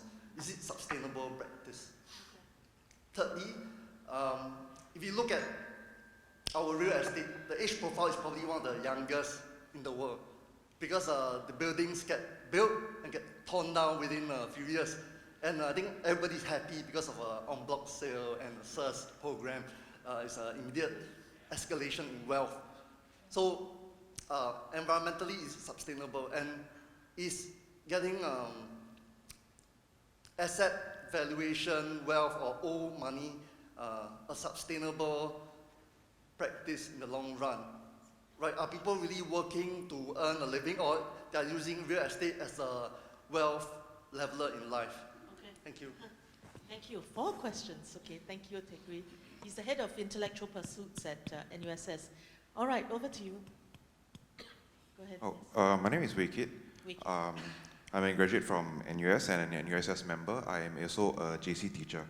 I guess I have a brief response to some of the statements made about our young people not picking up after themselves. I would like to share a bit of my experience then, working with students, that our kids are largely aware about environmental causes, but it remains largely a conceptual one. So that means the knowledge does not directly translate to actions. So I pick up from what Mr. Han said about picking up trash. An example of this would be then that we are not actively, well, let's say our kids, we see rubbish on the floor, they don't automatically pick it up. An example of this, our school had some sort of cleaning your environment day. And so, of course, our students weren't very good at cleaning up, mopping, vacuuming, or whatever it is. But what I guess intrigued me a bit was the reactions from our cleaners. Because we kind of got like the cleaner aunties and all to try to get them to guide and teach our students on how to clean them. But the auntie's response was quite interesting. Auntie's response was saying that, oh, these kids, they should focus on their studies. Let us do the cleaning instead. So I'm not sure if this also kind of ties in with what Mr. Han said earlier about being products of a system. We have clearly a very effective system to a point where there's a societal mentality where, you know, there's someone cleaning up for you, someone who is able to do it more efficiently than you, and so let that person do it because that person is an expert. And then you, as a kid, never mind, you go and study. Okay. I guess from parents' side, I'm not sure if we also get our kids to clean out the house. My mom didn't get me to do it, but I had to learn that the hard way when I had to live on my own. Right, so our kids are too used to having things done for them because it is more efficient that way. My sense also is that it extends to other realms when it comes to, let's say, the political realm. Right? So our students, our young people know then that we are run by a very efficient government. And so, well, let the efficient people run it. So my fear and also my concern is then that actually our students don't really know their ministers. Yeah, that concerns me.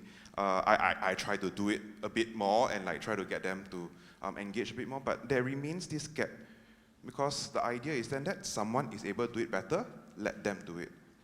Okay, so I'm not sure if this is one of those like failures of our great successes. Yeah, thank you. Problem of our success. Thank you, Wicked. Okay, any other questions? Yes, Edward. Thank you, Gillian. My name is Edward Tay. I'm on the NUSS committee. My question is for Mr. Han, because you made certain observations about how our leaders actually look alike. And I want to go further than that. The question is it bug or feature? And then if you think about it, it's almost feature, because these people, it's not by accident that even that they are there or they went through the civil service, they were picked from the age of 16 and 18 to go through this path, 2 or 3 paths. The only exception, fortunately, are the lawyers. You don't have to go through the scholars track. You can still become a minister, maybe the doctors, but if not, now to be a minister or perm-sec, you will go through the scholar paths. So my question is this, now that we are talking about 4.0 and even beyond 4.0, when we pick out and we induct these people that we assume are the best and we want to take the best from them, do you think that maybe it's time we put these people through other routes rather than the same routes of going through the 5 elite services in the civil service and hope that they will make it good, and from there they can the leadership can be tapped. Thank you. Any more? Yes. Yeah. Hi, my name is Sui Kim. Degree is in computer science. Yeah. Yeah. I'd like to find out whether we would look into perhaps a suggestion to look into our education system. I was particularly intrigued by Laurence's point that you even take in students who would not have degrees. Because recently I went for a cybersecurity course, and it was great because we had students who were waiting for their A-level results, but they were very enthusiastic. Anyway, what I wanted to just say was that having spent many years in international MNCs on technology projects, a lot of us were very intrigued and very impressed with the German system. So the German system gave very good education in up to secondary school level, and then after that they had something they call like, is it BEP or something? But it's like vocational training. But concurrently they also go for their degree and masters usually. And they come out very, very proficient. So I think that would be great because I have a lot of friends who are in academia and they find that it's quite challenging because the world is changing so fast. And sometimes they do not know like what to teach, what's the new thing, because we're supposed to be ahead. So I think that's one of the challenges for Singapore, and perhaps we can look into it. Yeah. Thank you for that. Okay, so it's back to the panelists. A quick round of responses. We may have to wrap, unless there are a few burning questions after you finish. So let's go. Yeah. Yeah, so I'll address the last question, right? In fact, my apprenticeship model was inspired by the Germans, and you're right. I think before I took on this AI Singapore role, I was helping out in NUS Scale, right? School for Adult Learning and Education. So I created the whole data analytics program for them and all. And I think one of the reasons why educators, for educators here, once the PowerPoint slides have been done, it's very easy to just keep repeating it every week or every other week, and you don't need to update your slides anymore. And it's an easy way to make a living in that sense. So even up to today, right, I still get called to go back to do a half-day class, and I'm still using slides that I created 2 years ago, right? No, right. But I've updated it with more AI stuff. I think as educators, we really need to keep up to date and relevant. And it's very hard, especially for those in computer science and technology, because it changes so fast. I mean, during my time, it was C, C++, and then for the longest time, it was Java that computer science schools was teaching. But Python has been around for the last, and booming for the last, I would say 10 years, but it was only recently that our school is teaching Python programming. So it's a bit slow to catch up, because once PowerPoint slides are done, it doesn't want to change. Just to add a little bit, because of the social impact, because I know many young people, I mentor quite a lot of young people below the ages of 25, and some of them, they just want to get a degree, right? And then they can't get into local U, then they try to take a loan, and nowadays we got so many people in our society with mental problems. Yeah, so it's like, wow, we're creating so many problems for ourselves, what are we solving? Yeah.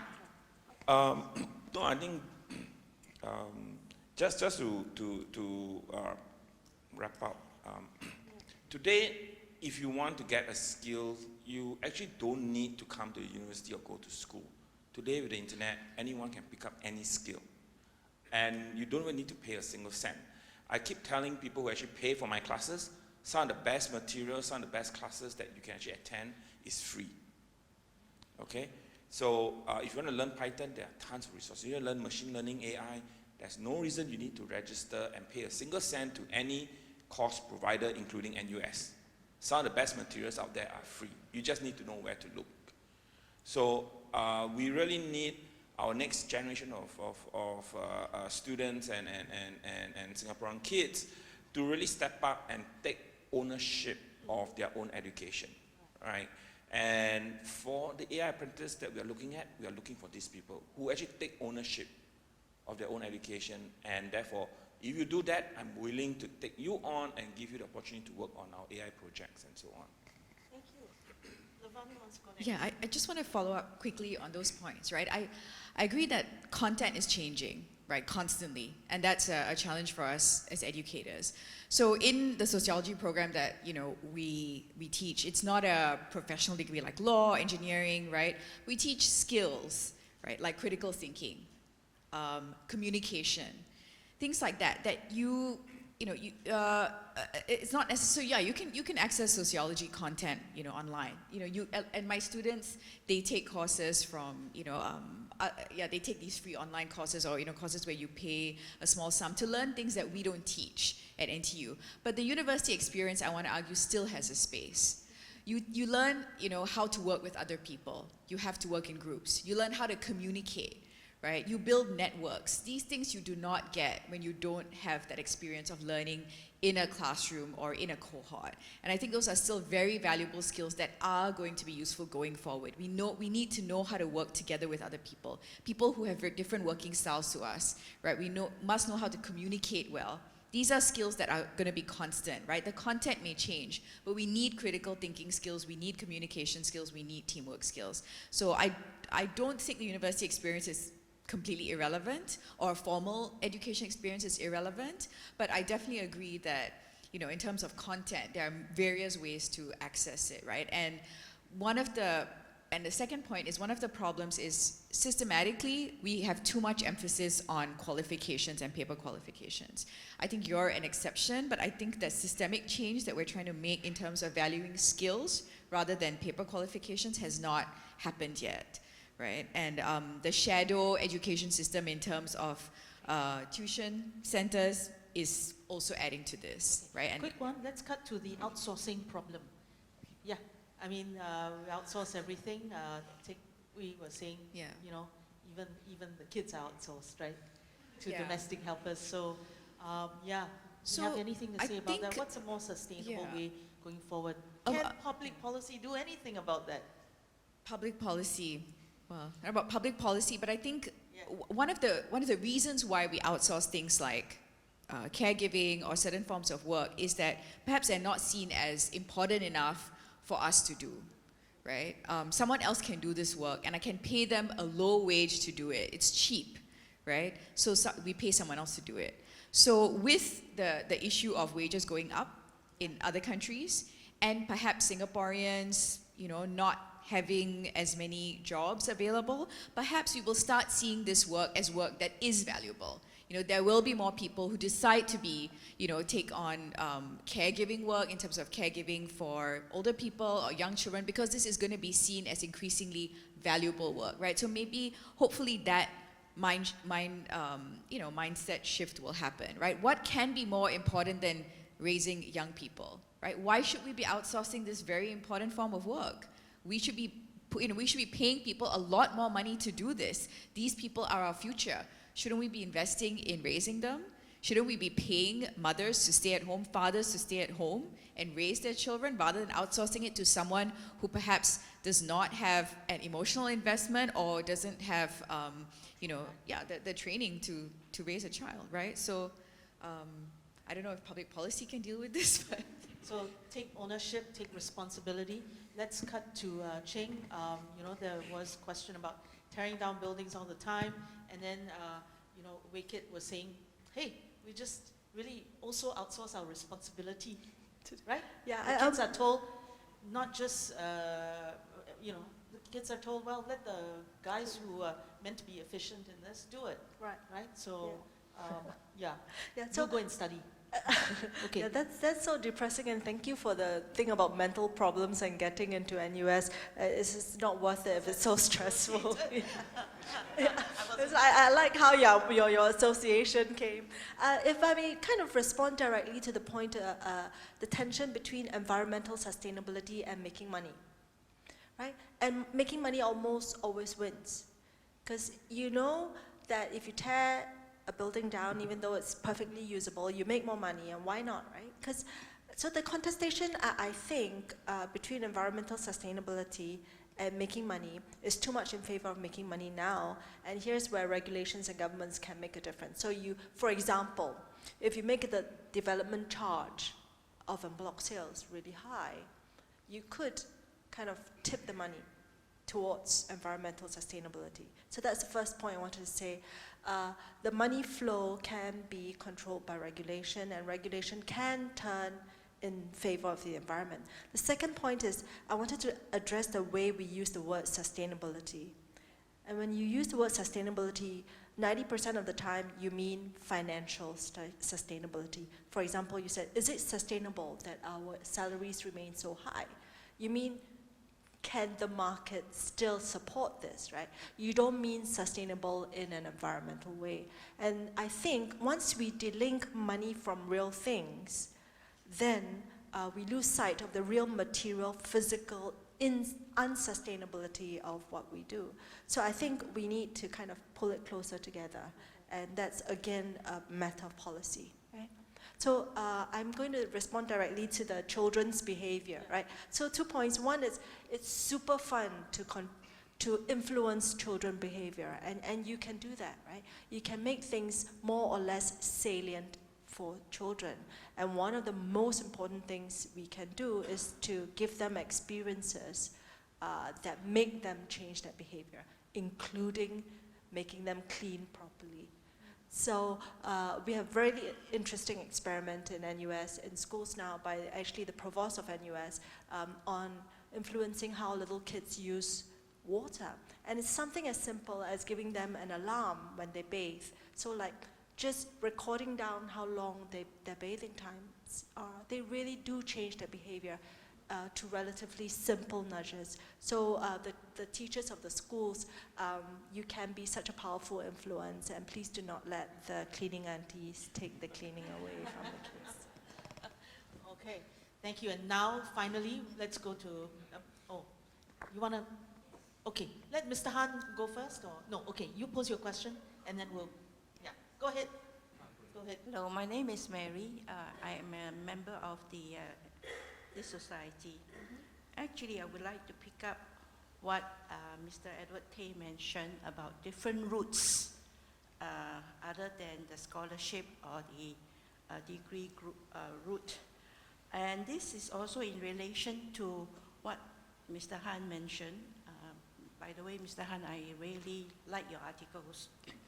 And I'm so sad that I cannot learn to write commentaries like you do. If I have to do it, I have to pay 490 the Straits Times. Anyway, some of the different routes, also in relation to schools, is what about putting our ministers to some of the sports routes? Meaning, let them play football or whatever and see whether they excel in it. What about the cooking route, since Singaporeans love to eat food? The third one would be the environmental route. And very important, I think, is the teaching route. Let them be teachers for a term, and then they will be able to see how difficult it is to influence minds. And in relation to this thing about sports, I may be out of date, but I might be right in saying that in order to enter the sports school, where you are supposed to excel in table tennis or whatever game, you also have to do well in the O level before you go in. And I am shivering because it's cold, not because I'm scared of you. Thank you. Thank you. Thank you for sharing, Mary. It's very bad for the environment to lower the air conditioning. Okay. So let's go to Mr. Han and respond to those questions. I think Ms. Tay was saying, what are the other routes our leaders can emerge from? But certainly, Mary was saying, what are the other routes we can send them to get a taste of the rest of reality? Try and also help us address Mr. Ang's question. The world's changed. The leaders around us, again, I know, you did try to address that, but really the leaders around us, far more savvy, far more experienced, far more demanding, far more assertive, So let's bring the conversation back to not just what we do, but back to the 4G leaders, and really, what's the future for the 4G leaders and politics and political development in Singapore? Yep. I may not answer all the questions. I'm going to answer I think at least 3 from the floor. Take Lee, yeah. No, sorry? Take Lee, yeah. The question you raised about high salaries, I think it's a very important one. In fact, I wrote a piece about this, I think about 3 years ago. I think the title was, Do Singaporeans Deserve Their Wages? And it was the piece which generated the most feedback. I've written quite a number of years, but this piece generated a lot of feedback, mainly from Singapore bosses, complaining about their workers. They don't deserve the salary. They put out an advertisement, only 3 will apply for it. 1 will turn up for work, and then he will disappear the next day, or something like that. So it's a big problem. How do we keep Singapore competitive, but at the same time pay Singaporeans enough to make sure that they can survive in Singapore, which is a relatively high-cost country? I have not heard a good answer to this question apart from the usual refrain, right? about that you must increase productivity, the only way you can raise wages is to be, so the government is trying all sorts of things. I don't think the answer is in all the grants and schemes that they have. Somebody mentioned, and in fact, I also wrote one piece about that.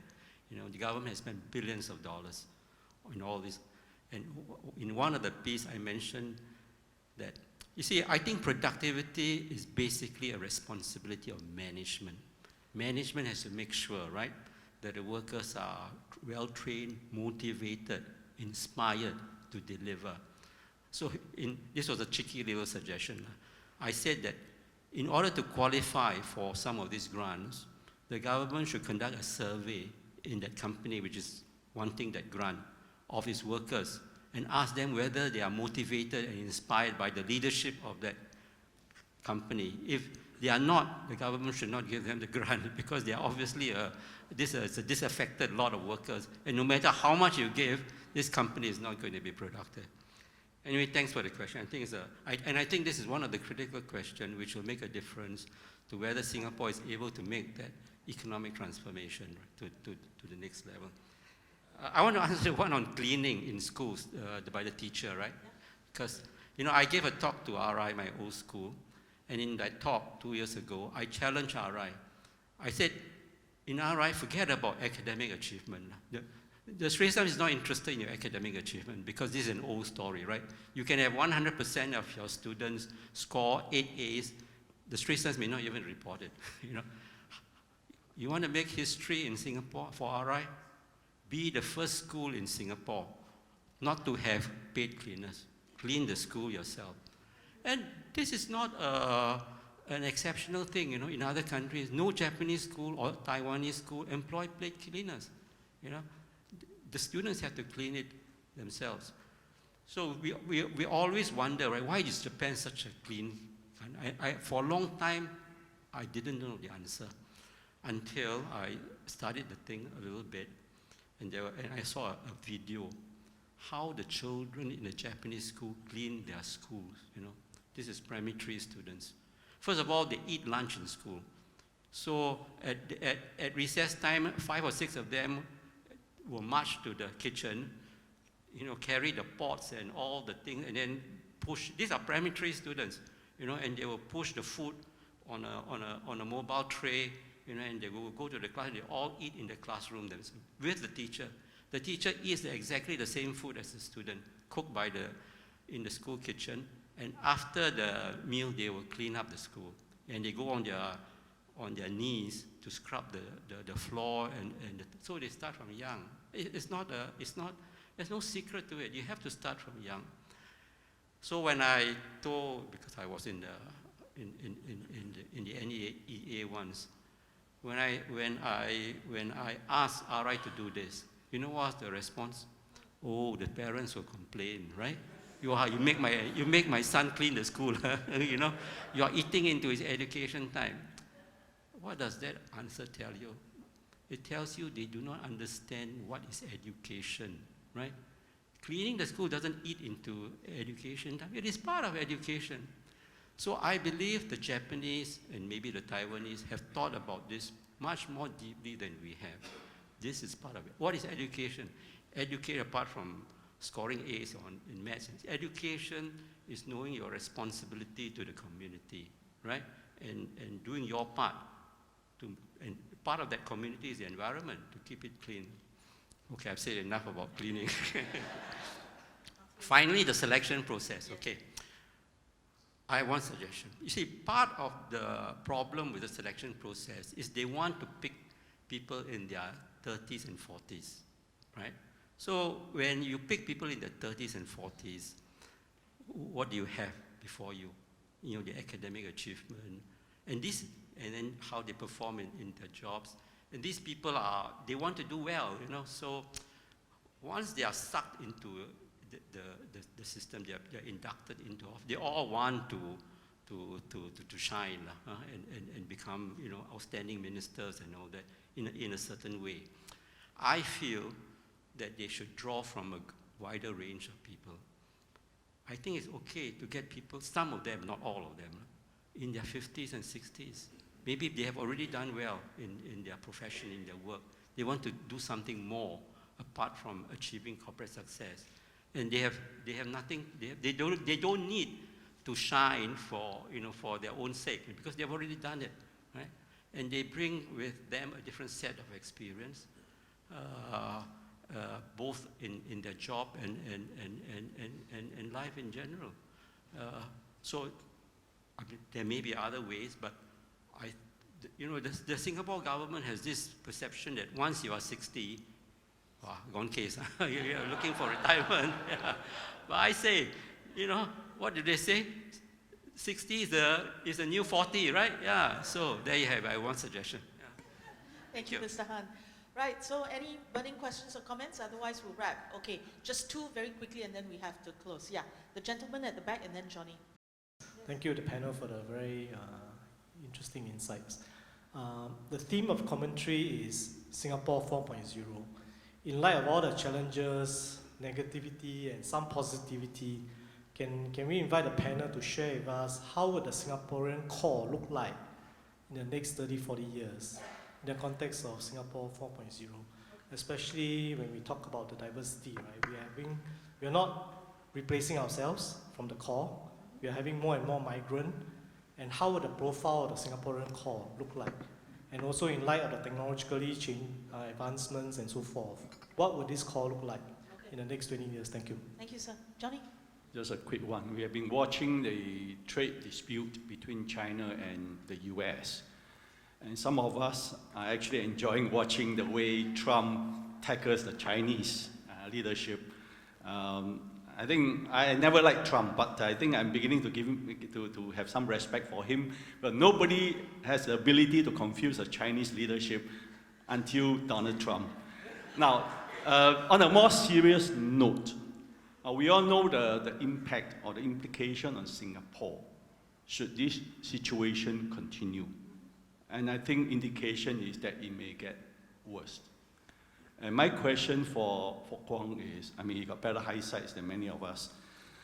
What do you think, if such situation arises, what option do you think we have, for Singapore?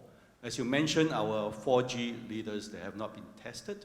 And in fact, they have openly expressed their concern that if this continue, it will be difficult for Singapore.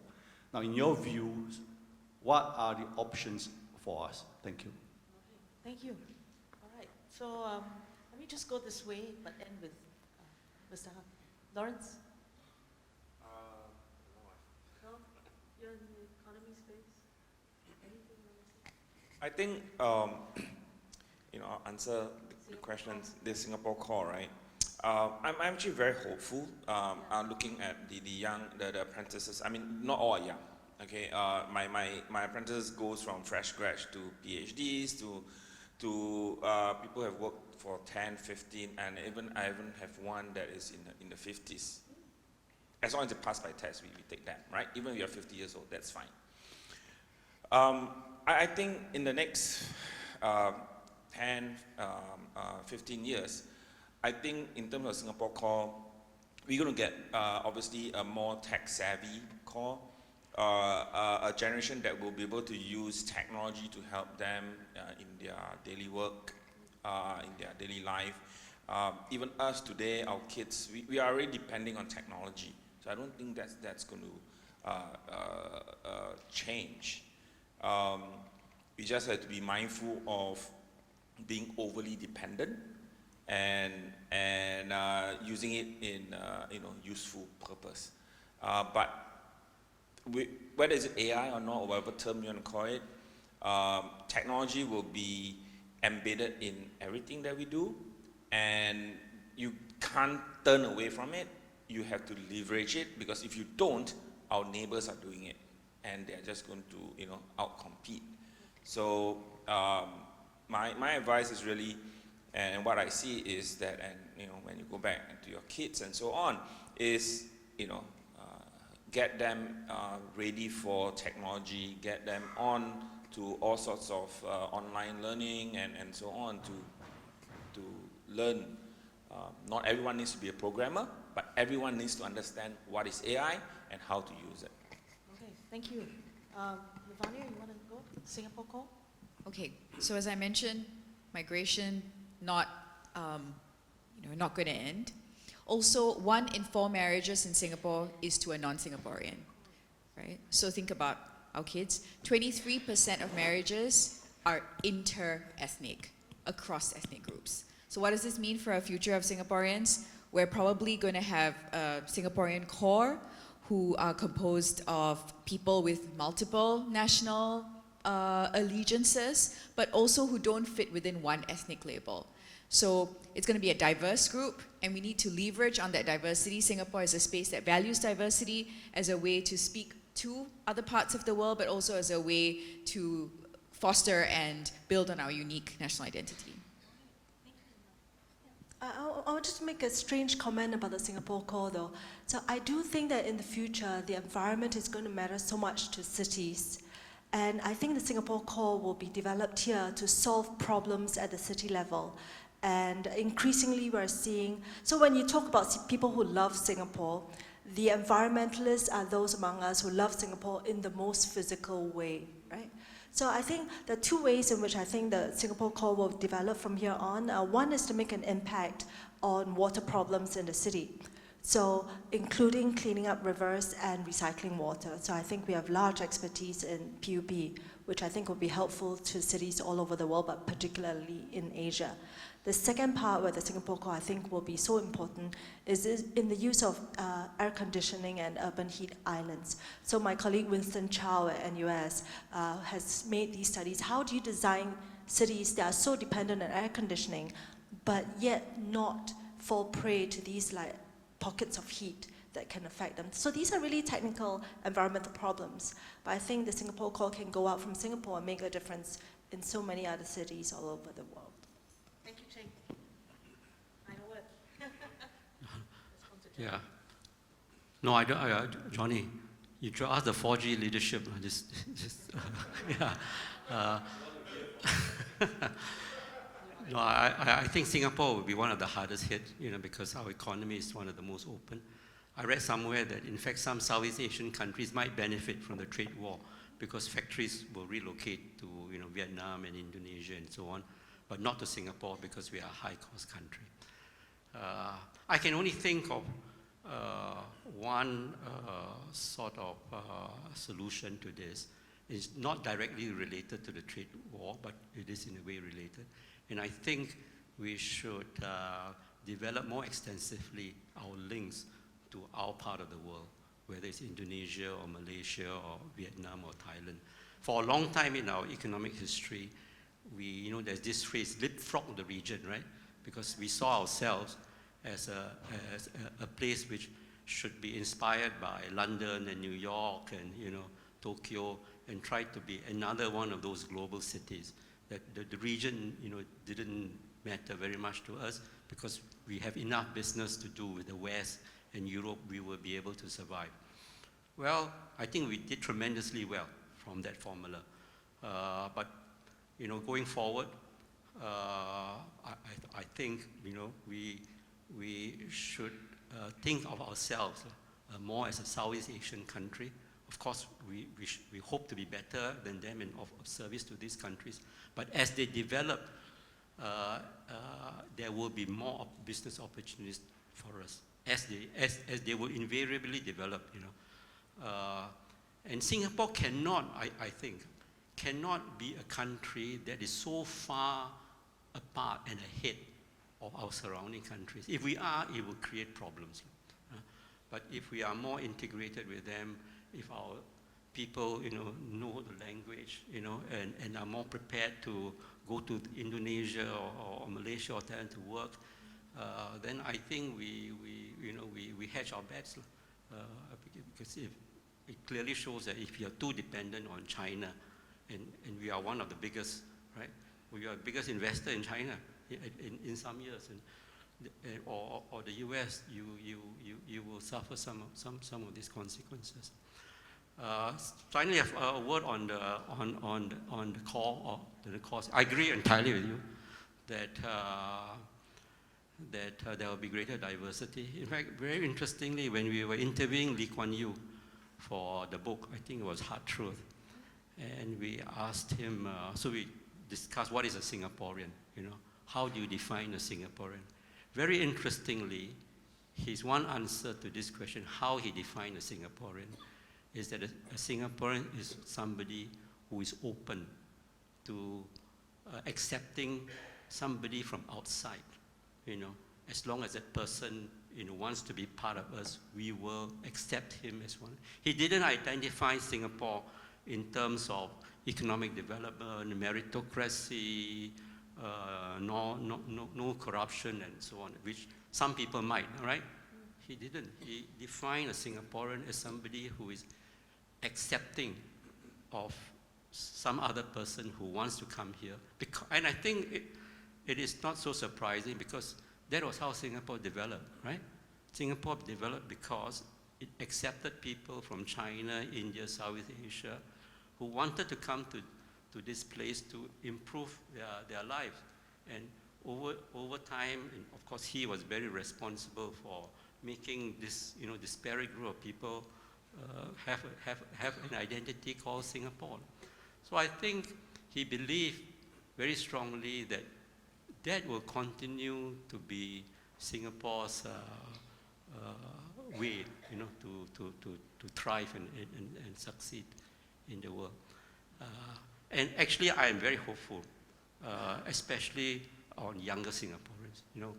We, and I sometimes also complain, right, that say they're not hungry, but I think they are product of the circumstances. We are like that, therefore they develop these habits. But personally, I'm quite confident that if they are required, because circumstances have changed, to work hard, to be committed, to develop the skills, I believe there's no reason why they can't be. In the newsroom I work, when they are given some piece of work to do, and they are challenged, and there's a time limit, the young Singaporean today is as hardworking as any other person, including all the older colleagues who have gone through harder times.